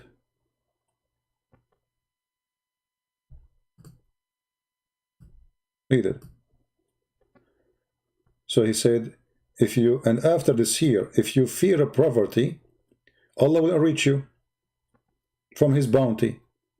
The verse after it right away says, go and kill them and make them pay jizya. So the jizya was a way to make living for the Muslims.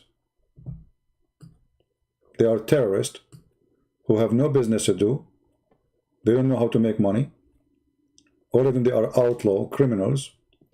And okay, now we took over. What we will do next? We killed all the Jews, and the Christians run away. So what we will do? Oh, we chase them. We go after them. Don't worry, you will make money. So because Muhammad, he loved money, I am still now Christian. That's the truth. And the one who keep paying the money to survive is the true believers. The one who is weak, he converted. Because not everybody will stay, he accept all this discrimination, all this humiliation, all this garbage on you. There's a video, I will try to find it. A Muslim sheikh, he's telling the Muslims, making fun of the Christians. He says, imagine in the time of the Caliphate, a Christian, he cannot even ride a donkey facing the street. He have to face the ass of the bottom of the donkey, which means you turn your back to the head of the donkey. So your son will ask you, hey dad, why you are not facing the street normally and you are facing the bum of the donkey? You say, Christian, we are Christian. You know, son, we are Christian. We cannot ride the donkey like everybody. He's proud about it. This is how Muslims, they were able to transform nations from their belief into Islam. Either you pay, or you die, or you convert.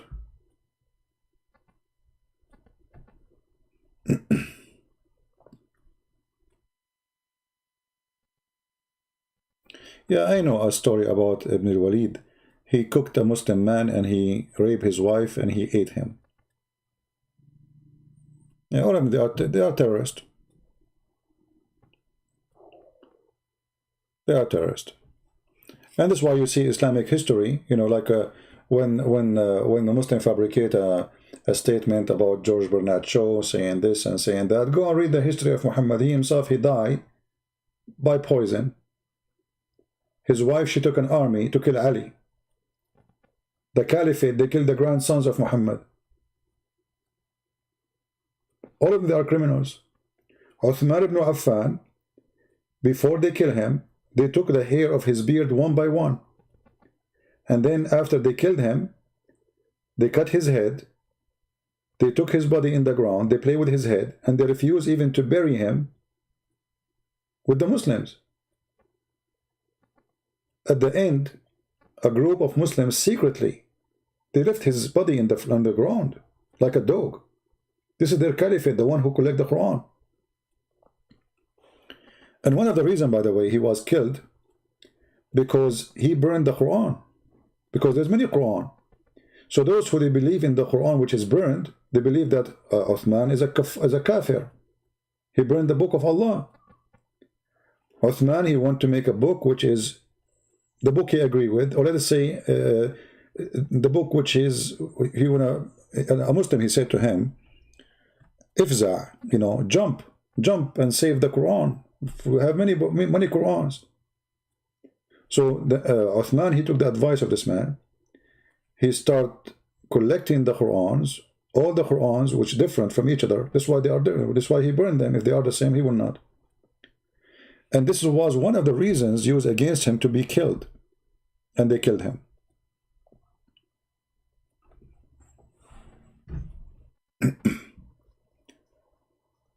Any other question?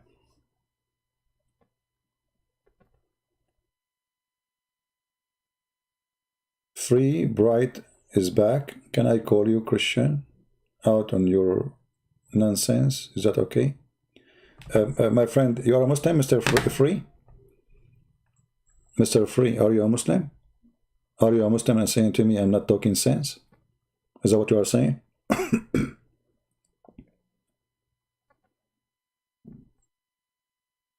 Free Brit, are you a Muslim, my friend?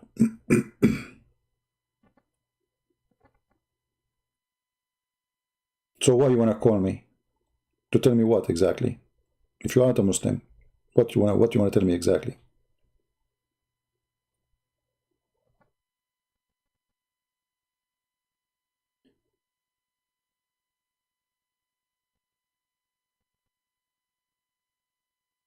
No, the one who became a slave usually is the one already they captured them in the war, you know. And it's possible that, you know, you don't pay, they can depend. You see, the jizya is to stay the way you are. You don't pay it, they are free, they own you. They can kill you, they can enslave you, they can rape you, they can do whatever they want. But usually, you die. Or they will make money off you by selling you somewhere.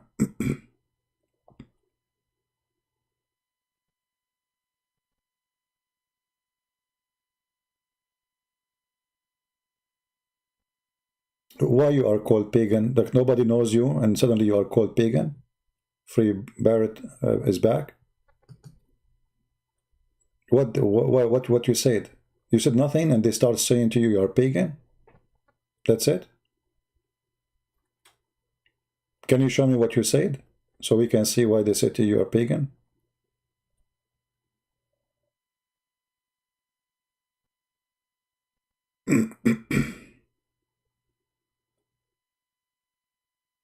Are you there? See, I'm trying to see what your point is, otherwise I will block you myself if you are just here coming to disturb us.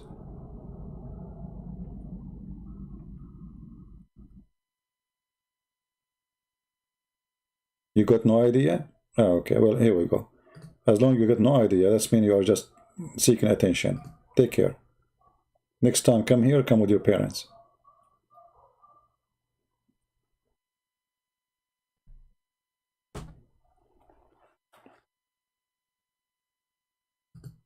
Attention seeker. Anyway, the history of Islam is a history of violence. Muslims kill each other. This is why the Muslim population was never growing. You see, now they are growing because they are not... Who is the one causing Islamic number grow? It's the West. The West is stopping Muslims from killing each other. Who is the one who stopped Muslims from killing Muslims in Iraq? America. Who is the one stopping Saudi Arabia from invading Qatar? Trump. Who is the one stopping Iran from invading Saudi Arabia? The stupid American.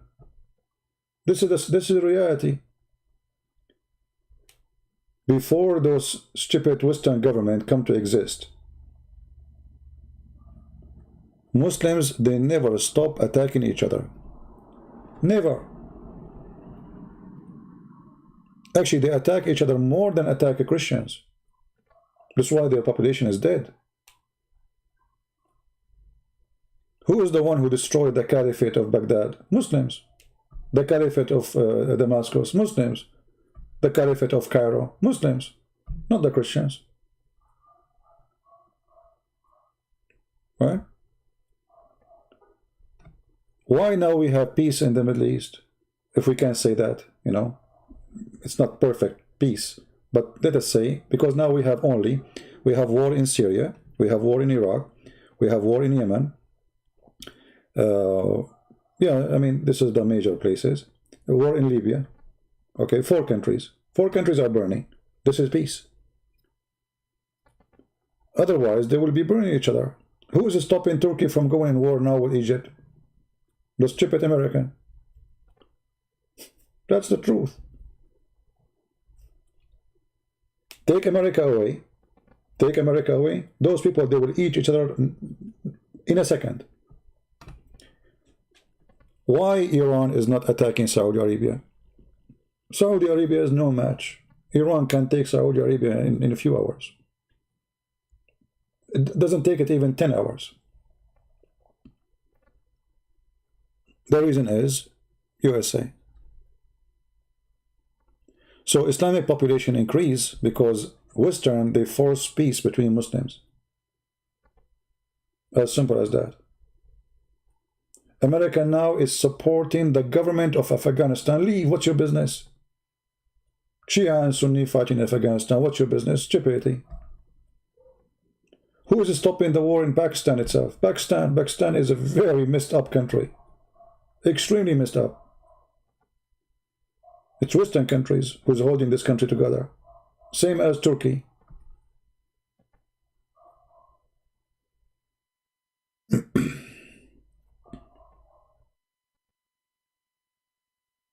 all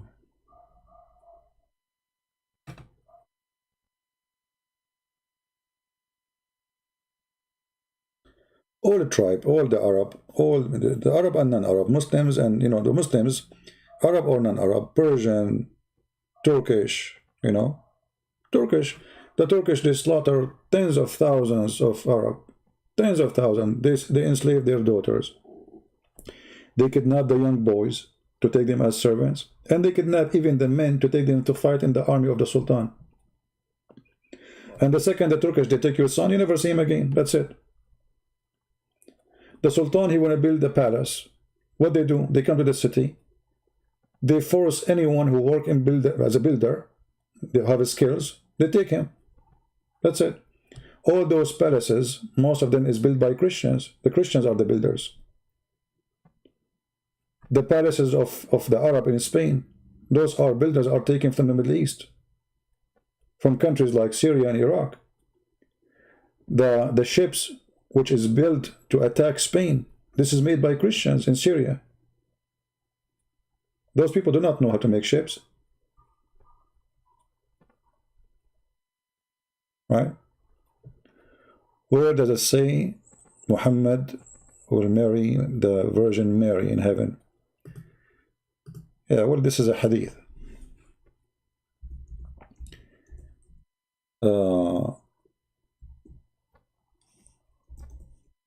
Let me see, find it for you.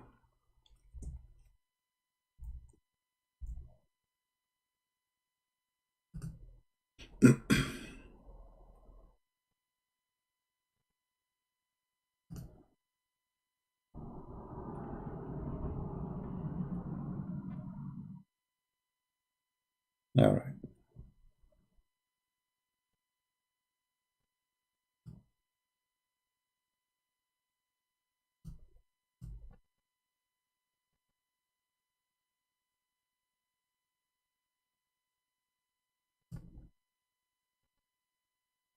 I will post for you the link. You can use Google Translation, or I can use Google Translation.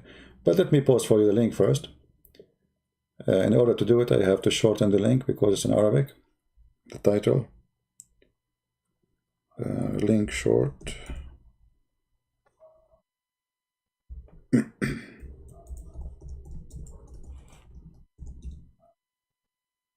All right.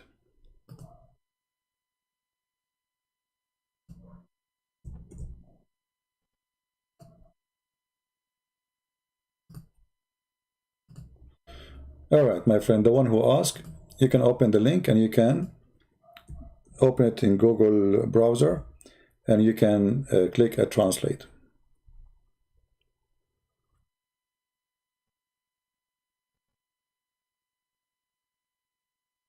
American president, past, present,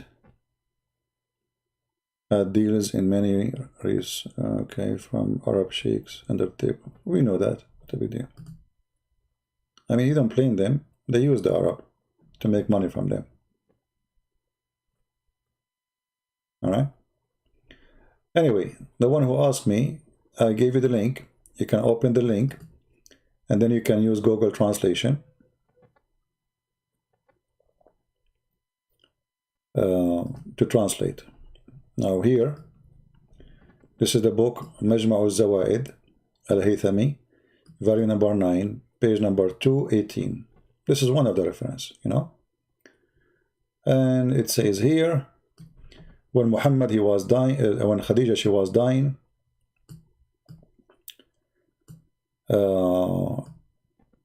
there's one of the hadith, it says that he said to her, say hello to Mary, to my wives in heaven.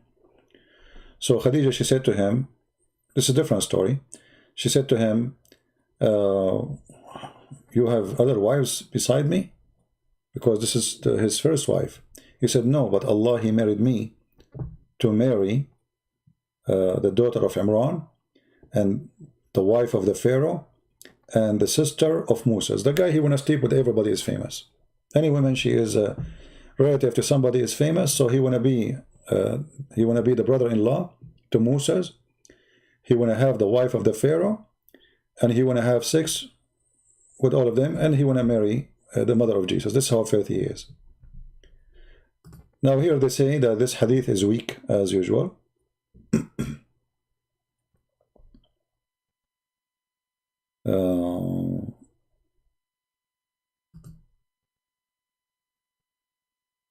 Let us see.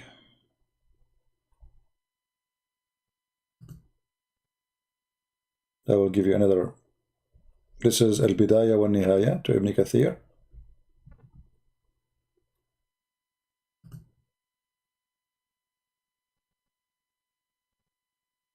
Let me give you the link. And you can use Google Translation too. All right. Where where Muhammad he got the information? There's Bibles which is not approved by the Christians. This is where the story is coming from. There's fiction Bible written way after, long time after Christ. Those Bibles are saying, if we can call them Bibles, saying those stories. Muhammad he got them from there. They call them the infinity. Infinity, and maybe I'm saying the word wrong. I posted the link. You did not see the link? What do you mean you didn't see the link? I posted the link. Let me post again.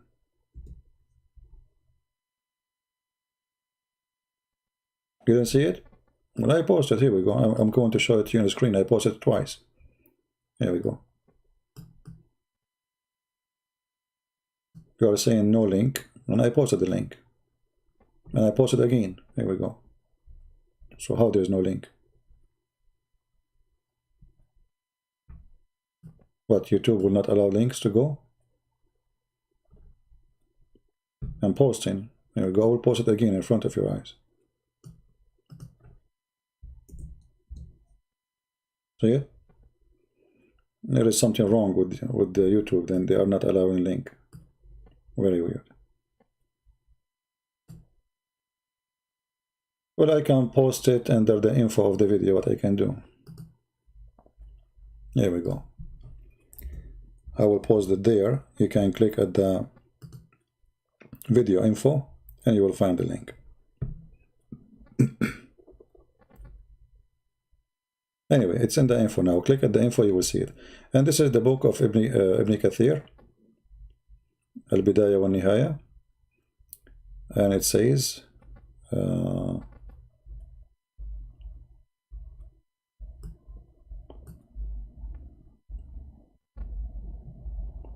I can use Google Translation right in the front of our eyes. Google Translation. Oh, it's not translating. I think we need to go out of the script. Here we go, translate to English. The easiest way, try to search the word Mary or Maryam. So Khadija, when she was in her illness, he said to her, that's, say hello to my wives. She said, what wives? He said, oh, Allah, he told me he will marry me to those women. And he count for her. If you meet in your way, those women, say hello to them.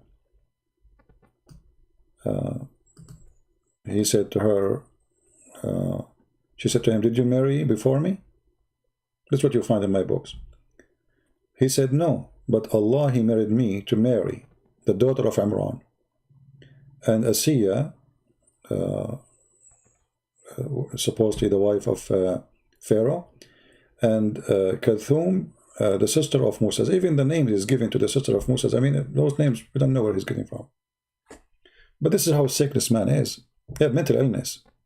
All famous women, he want to have them, he have like a kind of mental illness. He think he is the greatest and everybody have to sleep with him. So Allah promised him, even women who are not exist no more in this earth.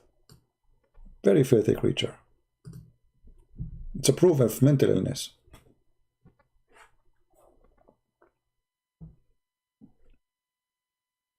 Anyway, anything else?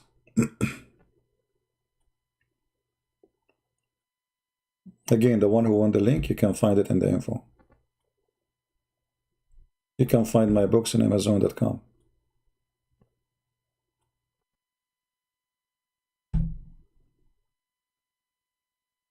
Yeah. Anyway, guys, I think we have enough for today. You see, we try to share with you as much information we can, but you know, we try to focus on one topic. So when they say to you, this great man said this about Muhammad and this great man says that about Muhammad, first, it's not true. Secondly, even if it's true, it's a lie. Because obviously Muhammad, there's nothing great about him. He's great as a criminal, you know.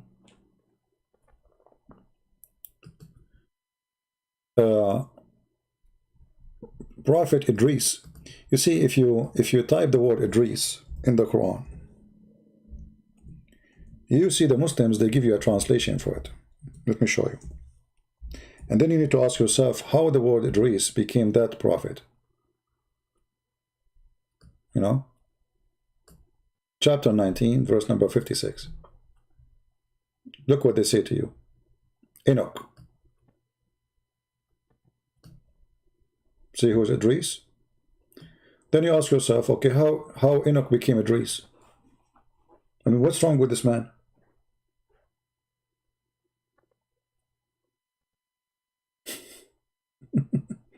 You know what I mean? Is even like, did they even share any letter together, the two names? Do they share anything? They don't even share one letter together. So how Idris became Enoch? You tell me. However, I believe that Muhammad, he copied from a book, it's called the Book of Enoch, but not the one is mentioned in the Bible. There's a book, there's a fiction, there's a false book, it's called the Book of Enoch. Let me see if I can find it. Give me a second. And from that book, Muhammad, he got the stories about the warehouse of Allah. You know, Allah have a warehouse where he stores snow, he store material, you know. Let's see. Enoch.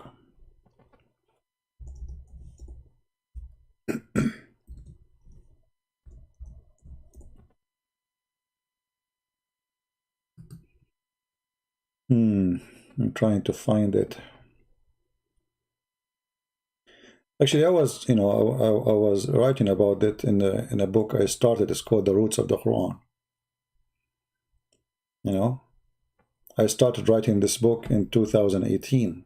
Until now, I did not finish it. Here we go. Book of Enoch. So you have here, let me show you. See how slow writing books is not easy. You know, people think like, okay, you sit and just that's it. You know, you finish writing a book so easy.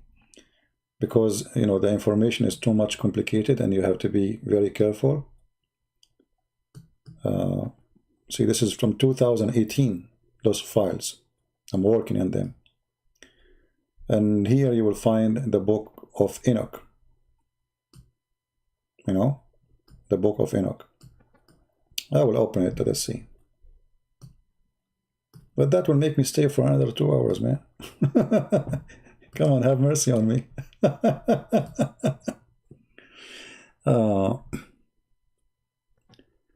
Why do you say that Enoch is a false book? I did not say Enoch false book. I said this is a false book of Enoch. This is not the true Enoch book.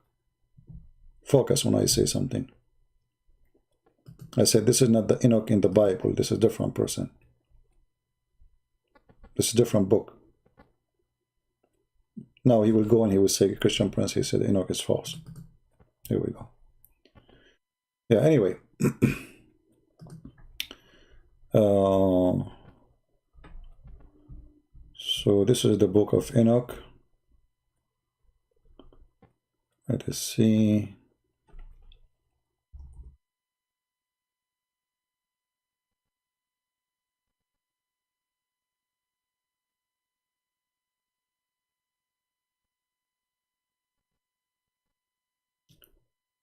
Anyway, you can download it and you can read and you can compare, and you will see how Muhammad, he copied tons of stories.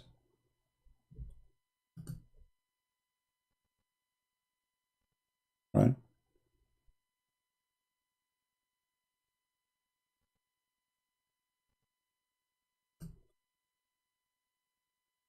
Maybe I can sometime next year I take some break from going live and concentrate more in writing again.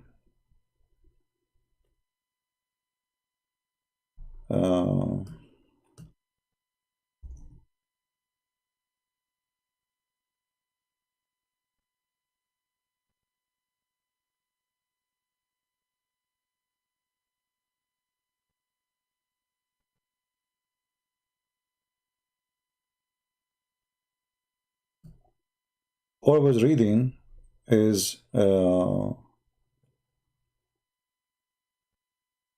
best way to compare between religion, you know. But in order to compare, you have to know. You have to know more than one. Otherwise, you cannot compare. So in order to compare Muhammad and his stories, you have to go back in history and see and know who did wrote those histories before Muhammad, or wrote those stories.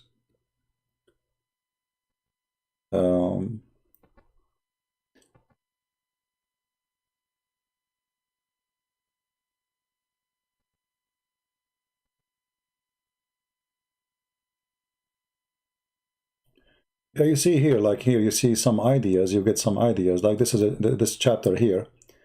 From the hints of advance toward the north, to extremist of the earth, and then I saw a great and a glorious wonder at the extremist of the whole earth.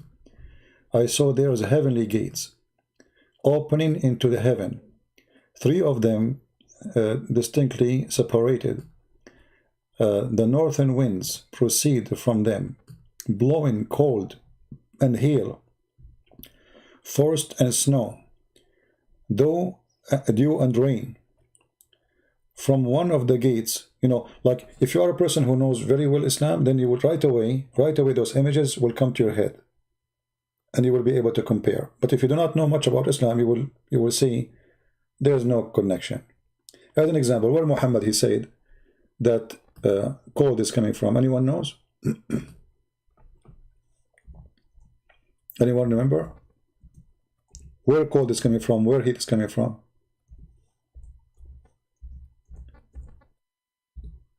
Cold is coming from heaven. Allah, he opened the gate of heaven in winter time, and he make hell breathe, and then he open hell doors in summertime, and this is where the hot weather coming to you. Let me see where I can find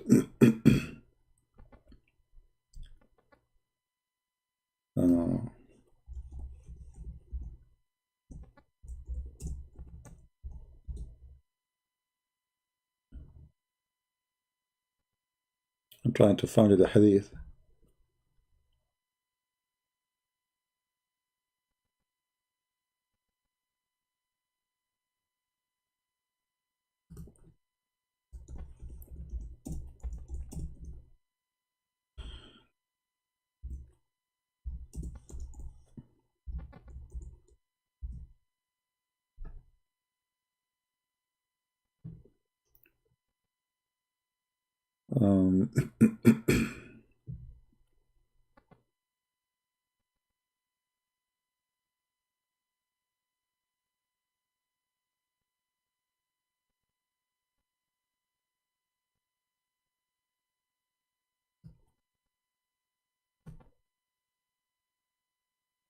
Let us see here. And then after you read it, you will see the connection between what we are showing on the screen and what Muhammad is saying.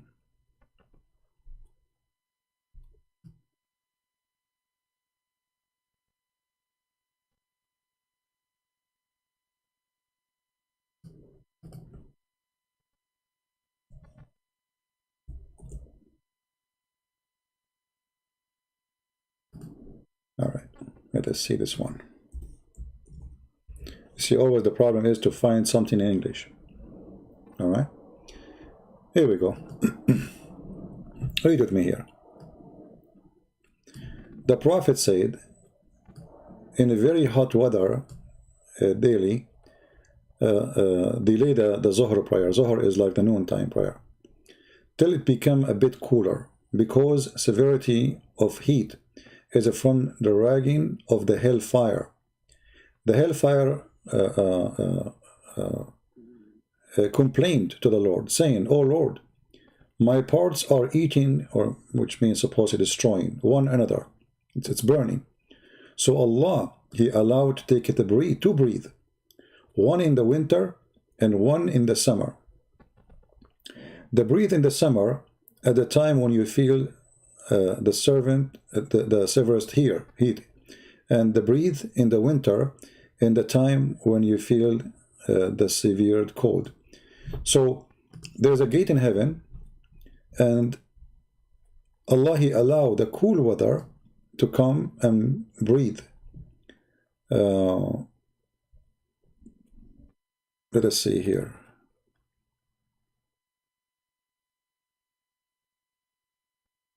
Actually, I'm trying to look for different hadith, not exactly this one. But anyway, this one will do the job temporarily until we find the other one. Let me see. So always Muhammad, he copied his stories from somewhere.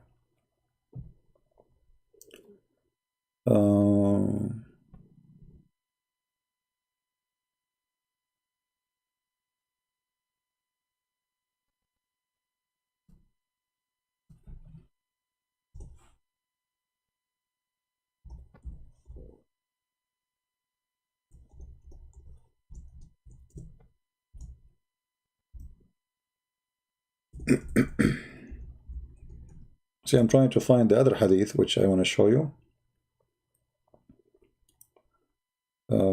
Let's see.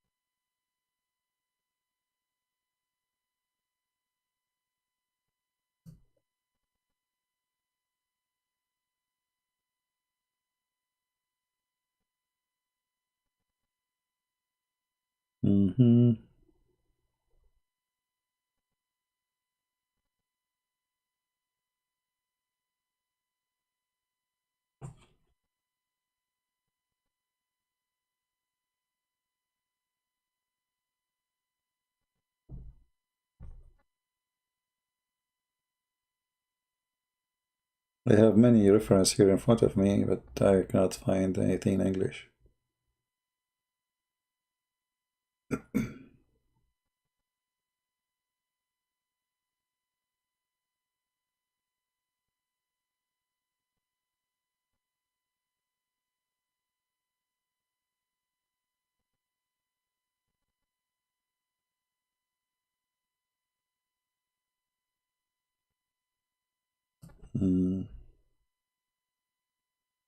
Well, I see only the same English ones I just gave you.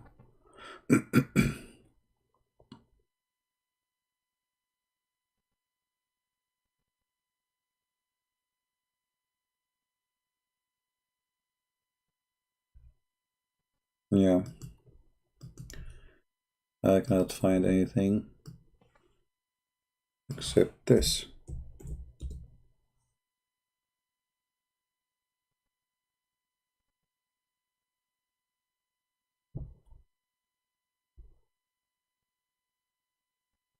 So anyway, the explanation is coming somehow from this book, the Book of Enoch, where there is a gate, and where everything blows from this gate: the cold, the snow, the hail. And if you go in the Quran, you will find it says the same, that hail comes from mountains in heaven.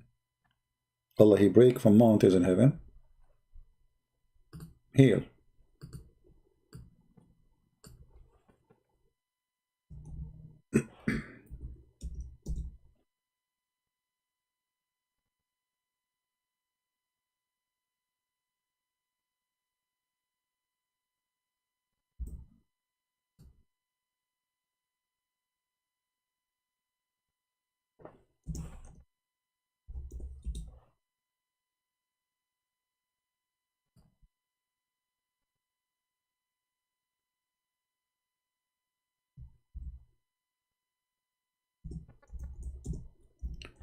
Let us see.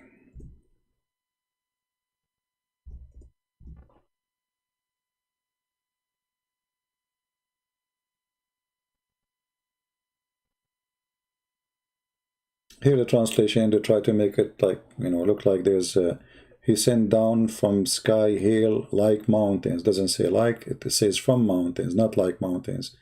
From mountains. Where is mountains in heaven? This is what it says in the book of Enoch. Now for sure that will appear again in different place, you know. The story about hail, you know, like not only in this page. You can go to page number 46. So simply, it's about a journey to heaven and what he saw. And Muhammad, obviously, he took what he saw, or what the book here is saying, he took it into account and he started writing and making stories about it. The same story of Muhammad himself going to heaven, you know. There are kept the treasure of hail, and the frost, and the treasure of snow, and the treasure of rain, and the dew. You see it? But where is that? That is in heaven, you know. And then you will see here, thus in the heaven take place the blowing of the wind. All of them have a breathing and effect, completion, breathing there. You know, I mean, it's the same. You can tell the connection, right? You can see right away how Muhammad, he got all this information from. And, you know, if you continue reading the whole book and comparing and other books too, then you will be able to put the dots together. On the screen? I'm sorry, my fault. Oh boy. I apologize. Okay, hold on. All right, we go back to the book. All right, so I was showing you nothing. All right, if we go here, all right, look what it says.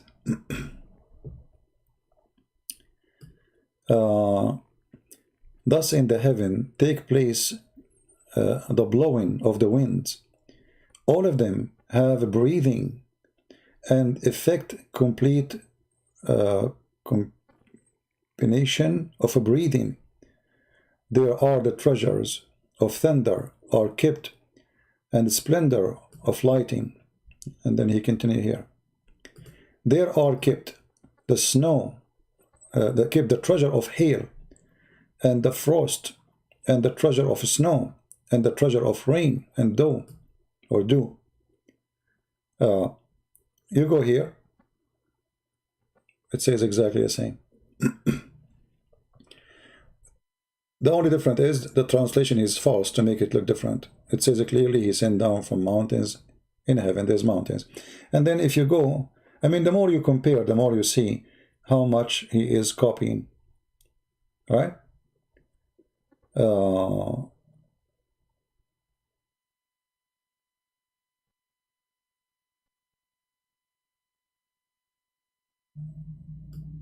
Look here what it says.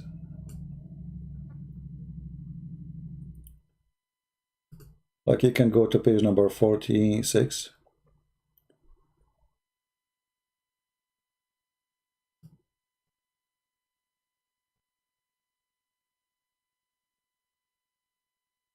You see what you know what he saw in the journey to heaven.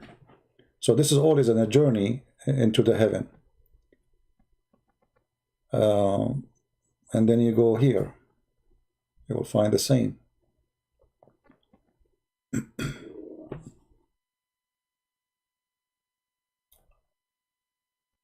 And then you go here.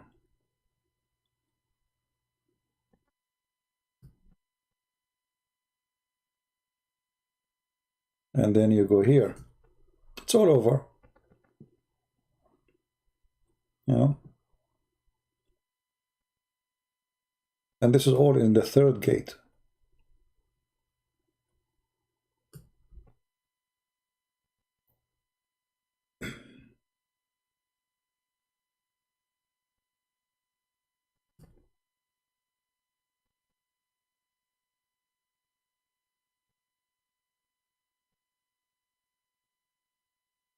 It's interesting, right, to read those books. I mean, because here you can see a lot of connection and where those stories are coming from and how Muhammad, he believed in them, obviously.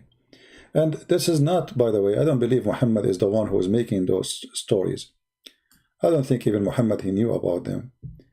If you remember, we spoke many times about Waraq ibn Nawfal.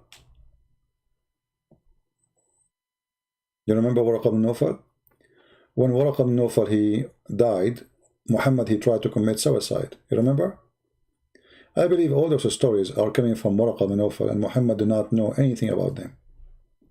That's why when they ask him questions, he don't know what to say.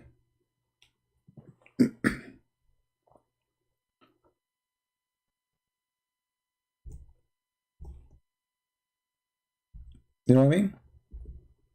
Oh, it says my mouse battery is dying. So I better finish before I lose connection of my computer, and then I will stay live forever. My battery connection is dying. I get message now from my in the screen. So I better go, guys. Sorry. Mouse battery very low. I apologize. All right. We will continue tomorrow. All right. I apologize. If I don't click now end, I will lose my my ability to click end, and then it will stay live, and I am not here. All right, guys. We continue tomorrow. You know, we start with a new topic maybe, or we continue. We will see. I don't know. I can keep this video, but I don't know if it's long. You see, I try to make them short, but what I can do. I don't know what to do. I need to control how long I stay, so people can download it easy. This is 2 hours and 48 minutes. I mean, how in the world people they can work with this video? I have to delete it now. Anyway, guys, I want to say thank you very much. Anyway, I'm losing my voice. It's getting cold here, and my heater is off to avoid the noise. Thank you, and I hope tomorrow the Lord will give us a chance to talk to you again, and we will be able to teach you more. Thank you very much. May the Lord bless you, and see you soon again. Take care. Bye-bye.